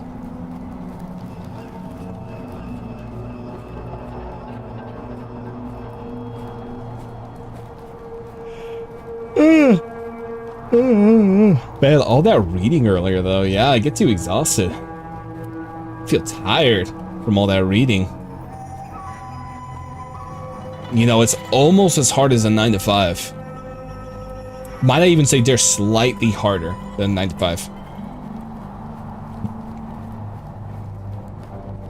I don't know what these people are tripping about. Like cleaning toilets, chump change. Playing games all day?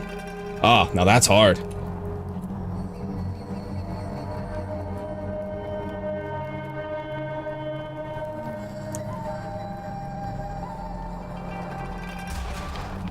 Finally, we're almost there. I don't even know what's going on. I'm just walking. It's my sister. Oh shit. Hey sis. You don't look too hot. Ha. Alright. Well. We'll catch you around, alright? Leave the forest. New task. What does this thing say? Continue down the trail and leave the forest. The Kubikachi sleeps again. Yuri's sister's corpse was found near the lake. It was impossible to save her. She had turned to a vengeful Onryu. But through burning the effigy, the Kubikachi was sent away. That is until the next autumn equinox, where the cycle repeats again and it begins looking for graves to dig and schools to devour.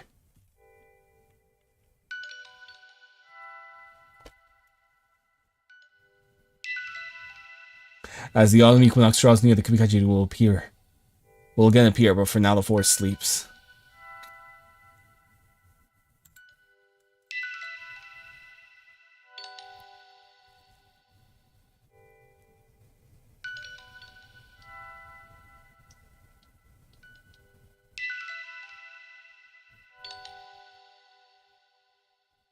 This game sucks, by the way.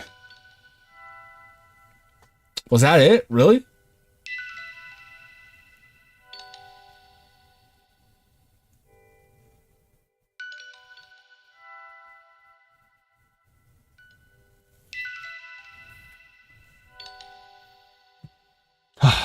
Well. Yeah.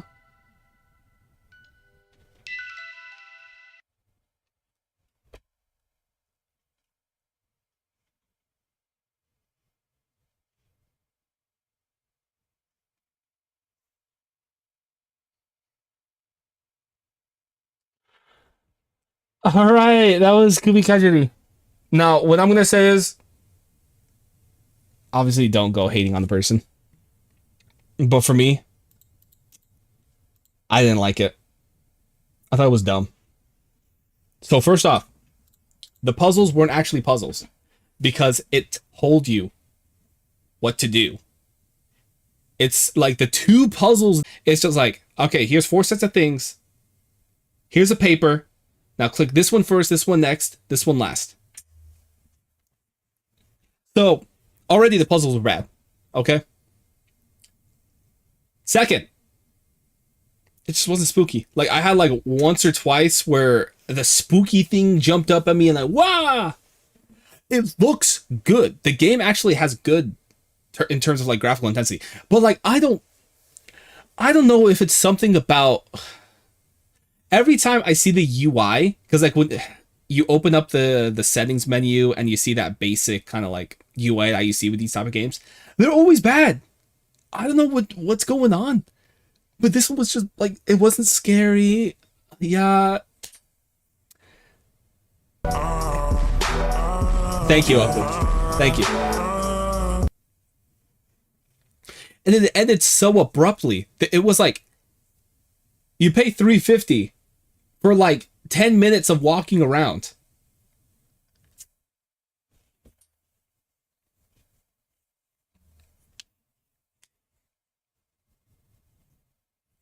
I don't know. I just feel like there could have been more with this, right? Like you go into a cave or something and then the guy's like haunting you and you have to like sneak past him or something. Okay. I'll be leaving the links in the description below for that one. If you ever want to check it out. Of course, we're going to be moving on to the next game.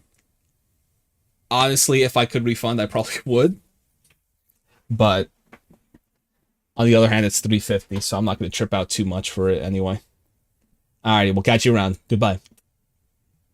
Alright, we're going to move on to the next game. Let's fuck that game. Oh, jeez. Alright, next game. From me to you.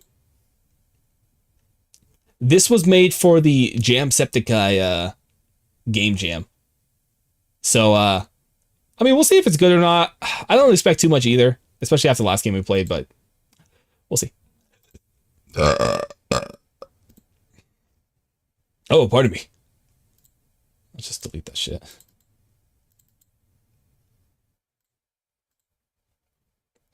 Night sky like shooting stars.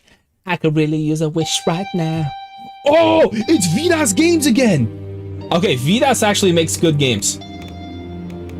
At least definitely a lot better than the other shit.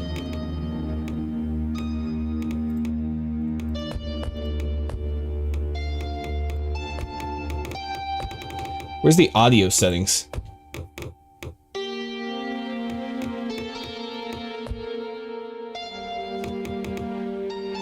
That's not quite enough for me, but whatever.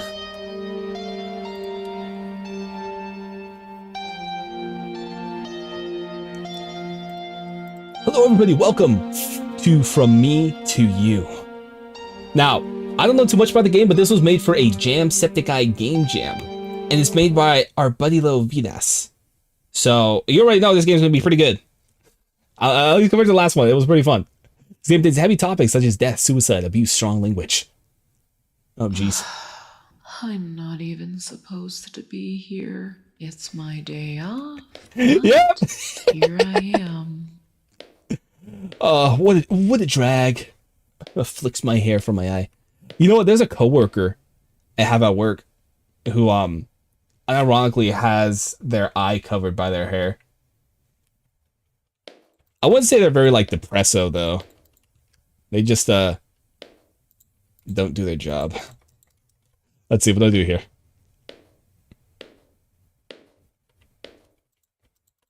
How do I interact with stuff? Oakley, tell me. Let's see who's here tonight. No one. There's no patience. Let's check on Timothy first. Oh no, the patients are actually underneath paper. Okay. Five Nights at Gosos. No. That game fucking ugly. I'm not playing Five Nights at Gosos just because it looks ugly.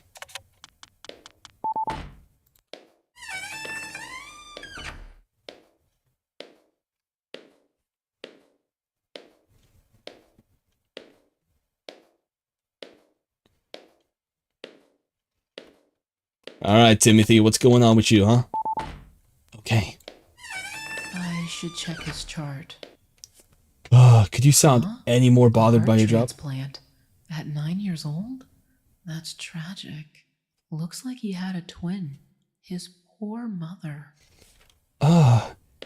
Exactly, his poor mother. Haha. Haha. Loser. Oh shit. Wow, that's fucking loud. You should the obstacle. Help the poor mother by easing her burden. He will only be in agony in the future. That pain looks like it could help stop such unbad. So my person just kills people? Is a killer nurse? Wouldn't be the first, I'll tell you that.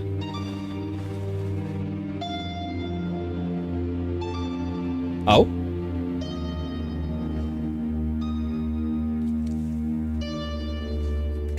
I don't know.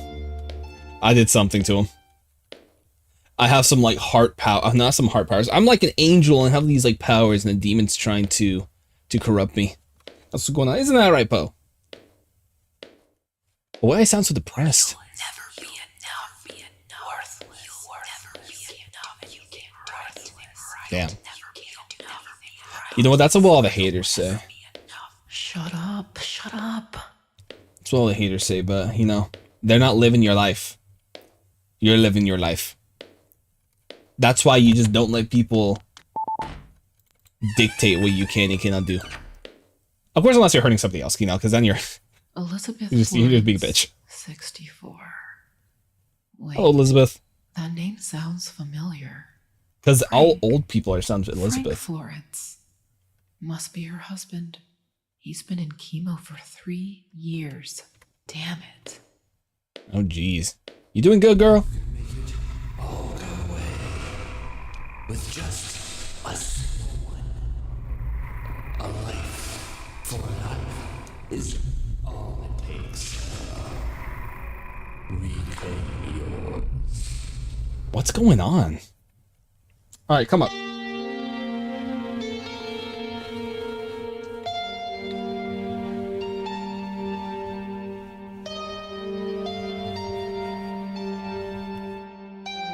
I'm giving them something, but I just don't know what yet.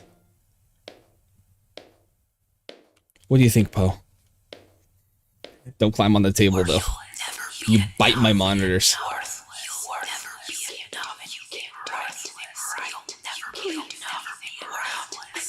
I can't take this anymore, Poe. I can't take it. I really just can't. Oh, jeez. Let me go. Please. Please just let me go. Jason, 37. Kidney failure.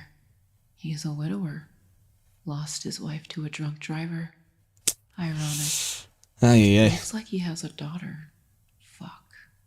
Wait, so he's a drunk and he lost his wife to a drunk. It's too much. It's making his kidney fail. Just let him end it. His daughter should be buried with his right hand. Bro, why are you telling me to do this shit? If you want it so bad, do it yourself. I really don't. Don't do that. Oh, jeez. There you go, homie. That's my life essence right there.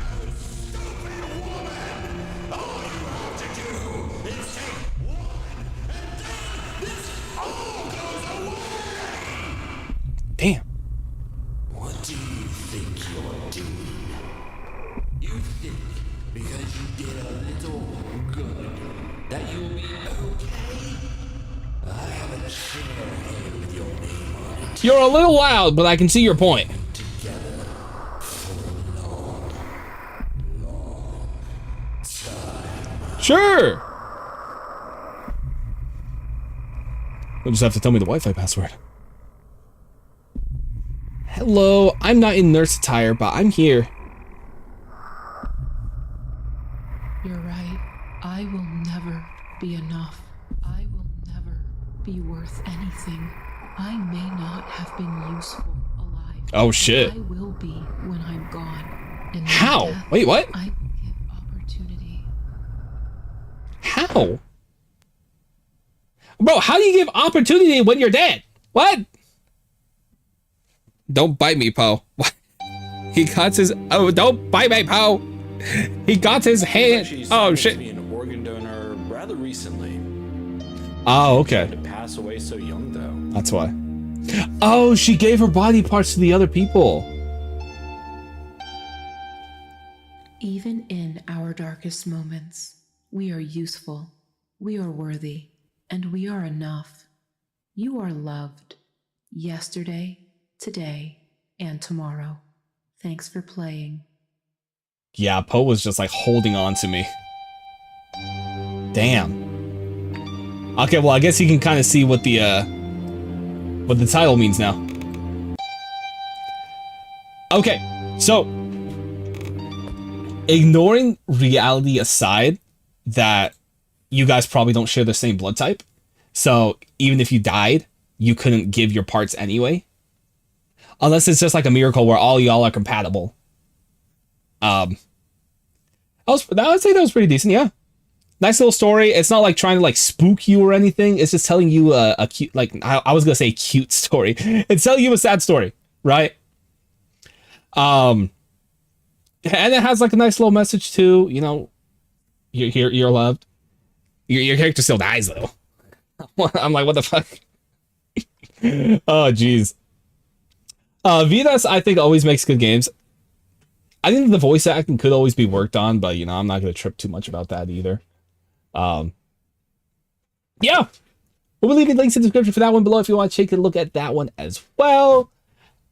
We got 2 more games here in the stream, so you know we're a little busy. All right, we will catch you all around then. Thank you so much for stopping by. Bye-bye. Yeah, pose a bitch. Like, while that whole thing was going on, he just had my thumb in his mouth, and he was just not letting go. He was like, like that. It's like whenever you're playing with a dog, and they just won't let go of, like, the little toy. Gal? Oh my gosh, that was definitely better than that Kupi Kajiri shit.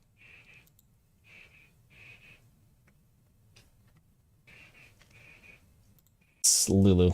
Lulu has the worst breath imaginable.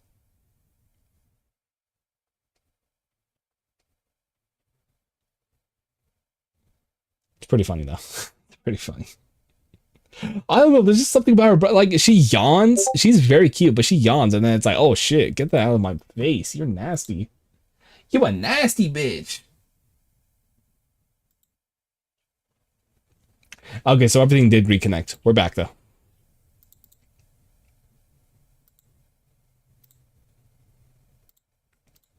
Last stop. Give me a sec.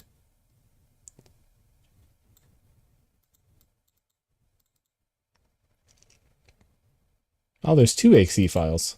Let's go for that second one right there. Run anyway. We're gonna run anyway. Support me on Coffee. Alright, here's our other game. Hello everybody, welcome. Oh shit, ad break coming. Hello everybody, welcome to Late Stop, where you're stopping by for gas. And of course, you're gonna die at the end. I bet you at the end of this game, you're gonna die. In the middle of a road trip, I realized my car ran out of gas. I had to stop at a small gas station to fill it up. Yep, that's me. Oh, man, this place looks great.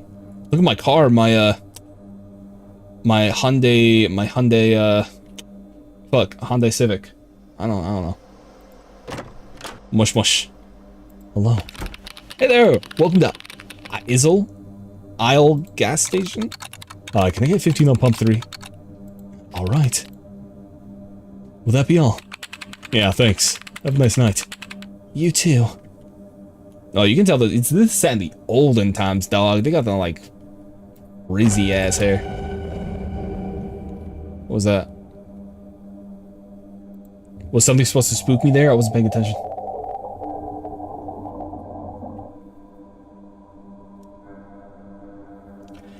We're gonna wait a sec. Oh, I'm back. I know I said that was all, but, you know, Daddy got to eat. There was blood on the ground. I should check it out. Why? Why am I checking that out? What the fuck?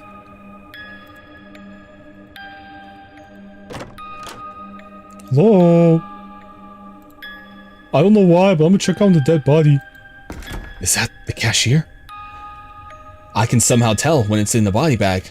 I have to get out of here.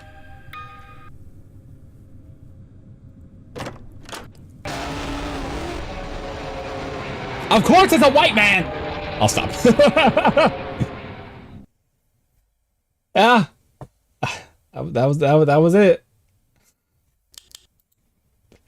Oh man, sure hope you guys enjoyed that fucking what 4-minute game.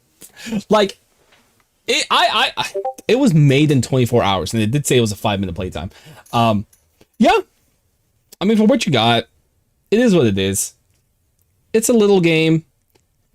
You feel like you see these around all the time, but I still like to play them. What the fuck is going on with the stream?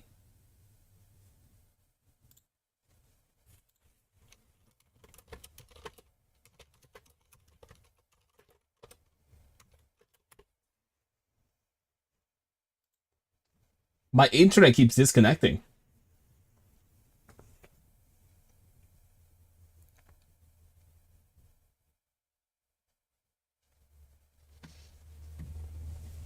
Yeah, we're going to leave that one in the description below if you want to check it out. We're going to go ahead and head on out, though. All right, have a good day, guys. I shat myself at the end. I was constipated. Thank you. That was fun. Needs more things to do.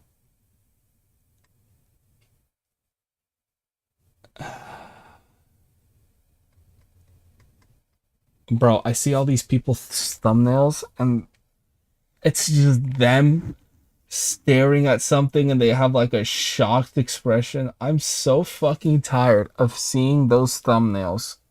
It's annoying and it's ugly.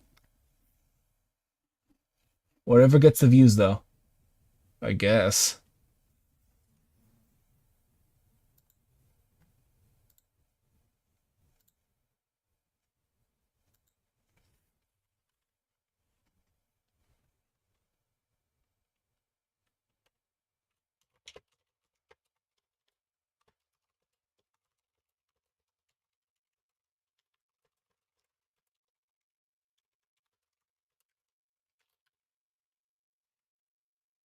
I guess we'll wait another 30. You know, I'll just open up a game. This one was sent in by one of our viewers, Housemare 2 the night. We'll see how it goes. Yeah. I'm gonna be giving my honest opinion. Okay? At the end. Don't expect me to be nice about it.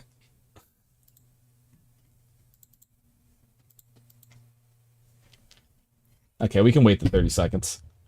Fucking again. I don't know why it's doing that. I'm sorry, y'all. I got a drop frame percentage of 12.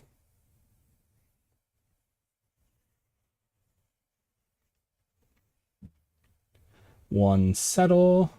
Okay, let's start the game. Now you see, this... It's Housemare 2, but it has Housemare the Office Night. So what game is this?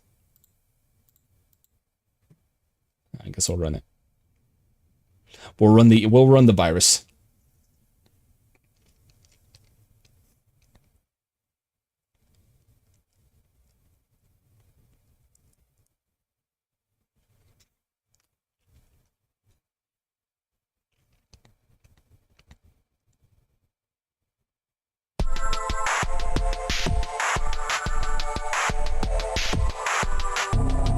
Suspicious file detected.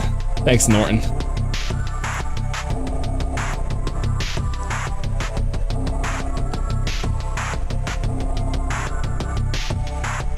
It's probably gonna reset. Yep. Ay, ay, ay, ay.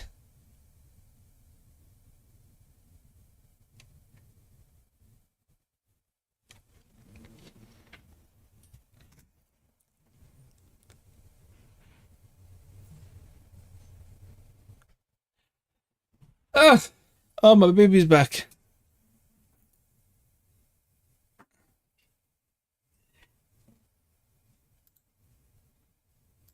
We're gonna open anyways. Yeah, we're just gonna open anyways. I don't even care anymore.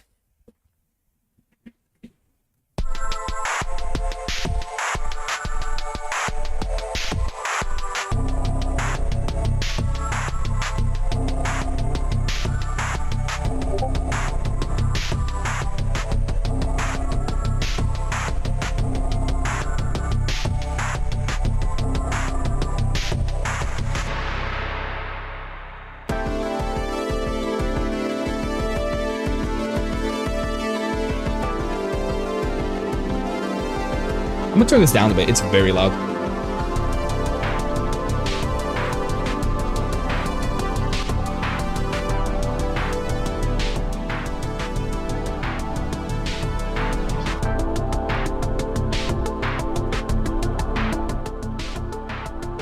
Hello, welcome to Housemare 2 the night.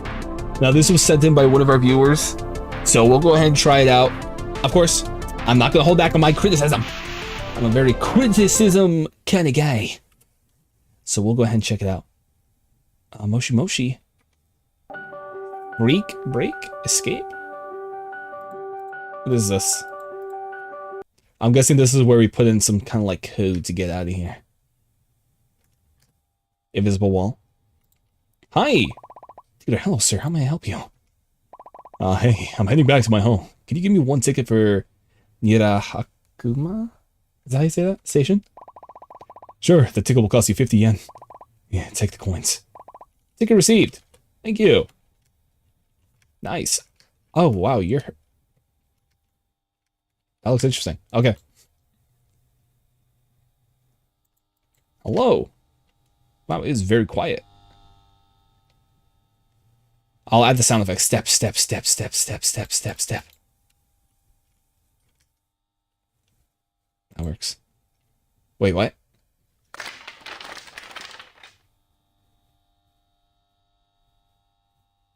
What?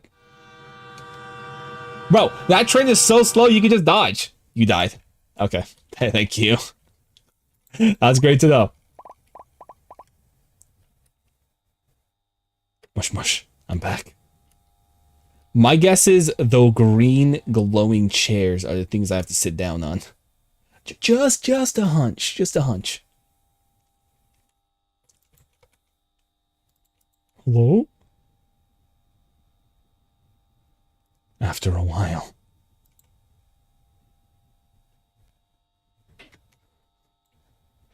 What am I doing? What's going on?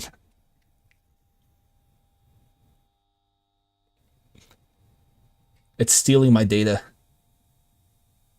That's what's going on. Oh, hello.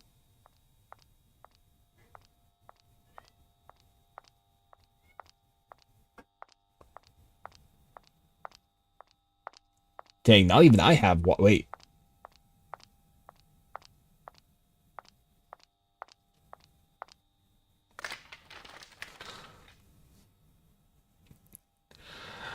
Oh, jeez. Oh, jeez. Am I tripping? Is that girl really just jumped? Maybe I'm a bit stressed because of my office work. What? Yup, that happened.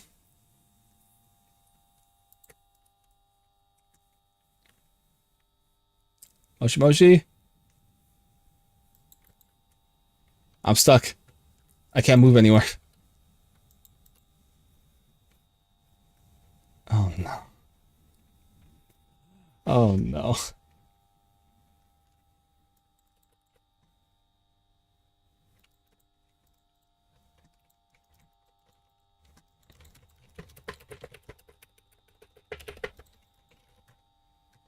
I think I broke the game. Either that, I'm waiting a long time for the bus, because it's very slow.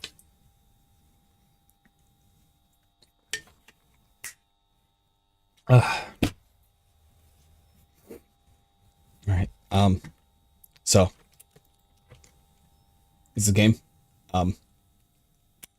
Good. So far, no. So far, not really. No, I'll leave it for the end. I'll leave it for the end. Yeah. Oh no. Oh no. Oh. Ah. I just had to look up and they give me a cute little animation. Phew, it was just a dream. Train's arrived at the station. Better grab my seat and reach home. Why is it? Don't worry about it. Please save me. Hungry, very old. What? Save me, please. Give me some money. I'm very hungry. No, go away. Earn it yourself. Yeah, get a job, bum. Get a job. You know what? I don't give money to homeless people either. They don't care. You give them $5? Oh, why are you broke? What are you broke for? Like, give me $20. I don't know. It's so weird. I also think they're just gonna use it on drugs. I don't know. Am I wrong for thinking that though? I wouldn't think so.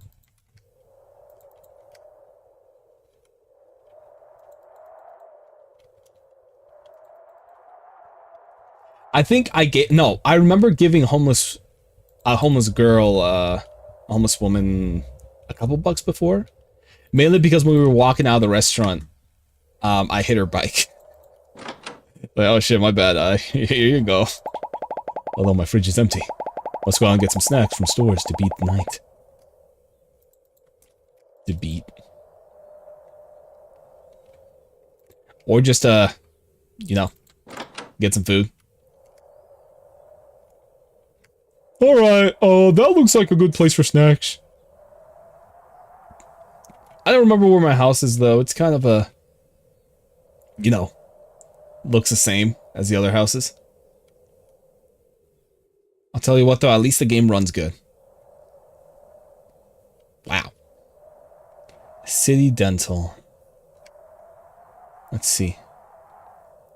I betcha the place that is very bright. Yep, the place that is very bright and looks like it's actually 3D modeled is where we're supposed to go. Yep. Moshi Moshi. It must be nice to be this close to a gas station, though.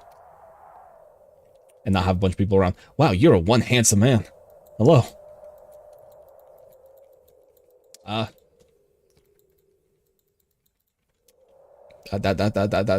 a gaming PC. Alright, oh no, I actually gotta grab some snacks first before I talk with him. No, we're not here to goof around. We're busy. Food picked. I want this bag of chips. It'll be 15 yen, card or cash. I will pay by else? What's that mean? What does that mean? Oh, just kidding, cash. By the way, are you aware of things going around in this town? Things happen. We can only hope good by pray. Okay. Yeah, whatever, man. Okay. So this guy's a little awkward. That's alright.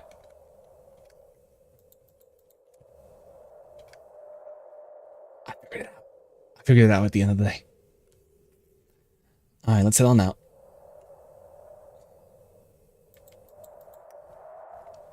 Farmer's insurance. Hey, are you allowed to use this? Isn't that copyrighted? It's okay, I won't report you though. I'm a nice guy like that. Will I?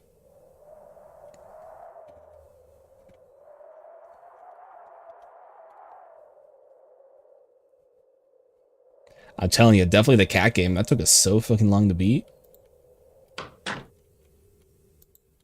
Like, out of all these games, that took 4 whole hours. Probably even more of gameplay. Wait, I bought chips to put in the fridge? What am I doing?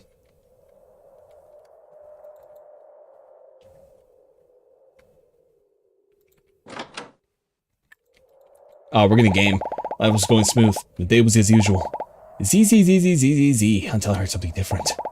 Different, which can make someone's lost faith in God.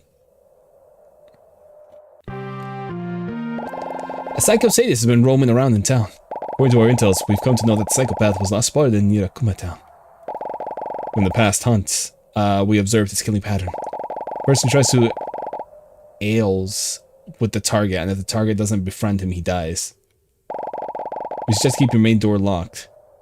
Don't let the stranger in. In case of any information or emergency, contact 110. The cops will be on their way to assist.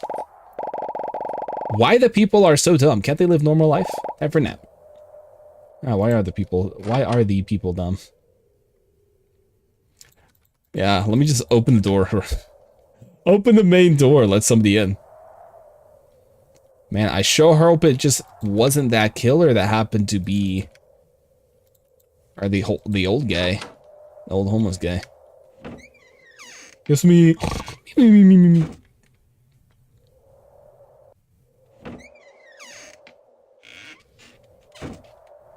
Nani? What was that? Hello, sir. You died.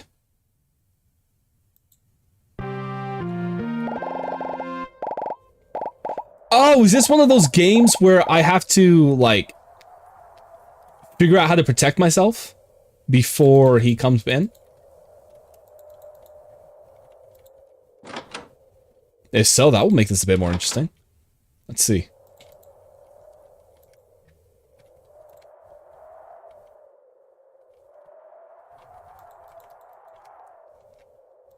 These are good. You know what? Actually, probably not.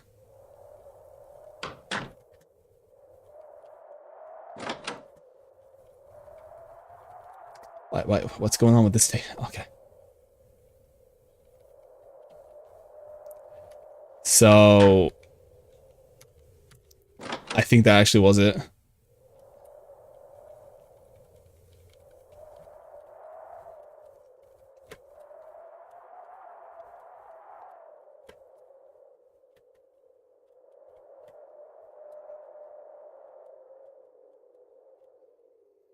Okay. I can't interact with anything else unless I'm missing something. If I'm missing something, then that's not being shown to me. It's not like I can interact with the front door anyway. Okay, yeah, I think that was it. I don't see any other path to go forward.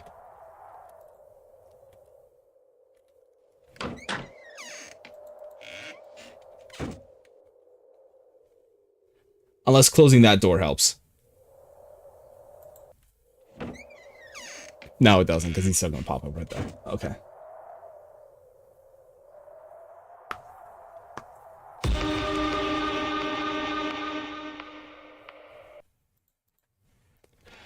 I think that was it, right? Okay.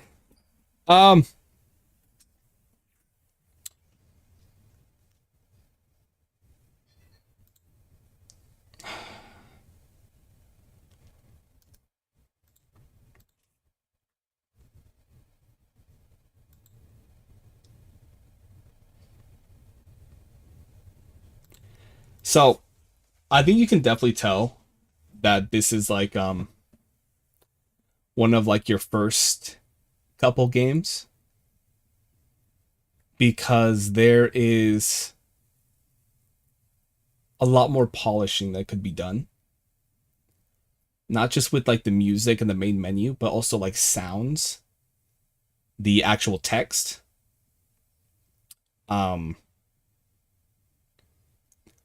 And I think you can also tell that the models were grabbed from different areas. Because you have the girl model and then you have the guy model, and they look like completely different. And then same thing with the actual guy that kills you. You know, they're all like, they all look like they've been made for like different styles. So you can definitely add some sounds, especially when you're walking. I don't know.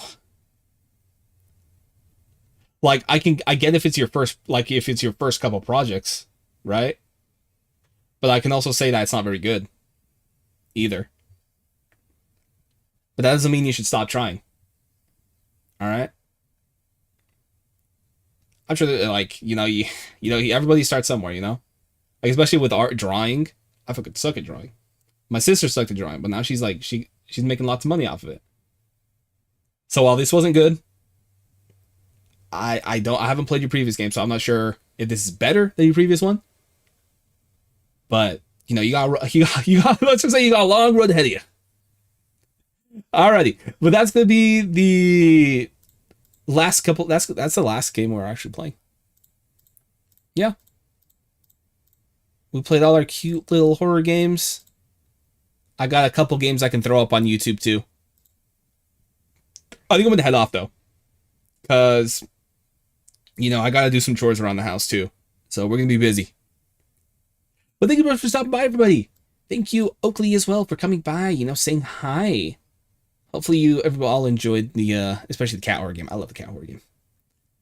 I'll probably throw that. I'm gonna throw that up on YouTube, but it's gonna be separated into parts. So just 2 separate parts. So it's gonna be like an hour or 2 each for each one. Probably like 2 hours each. Yeah, so that's way it's not like all shrunk into like one episode, you know. Then again, a lot of the go back is just like me like going through the text and everything. It'll probably be fun. We'll see you all next time, next week, or maybe Sunday. I think. Well, it depends. Most half and half on if we'll stream Sunday, because we might go out and eat. But if not, then, you know, then we're going out to eat. So we got the okay. So no stream Sunday. We're not going out to eat.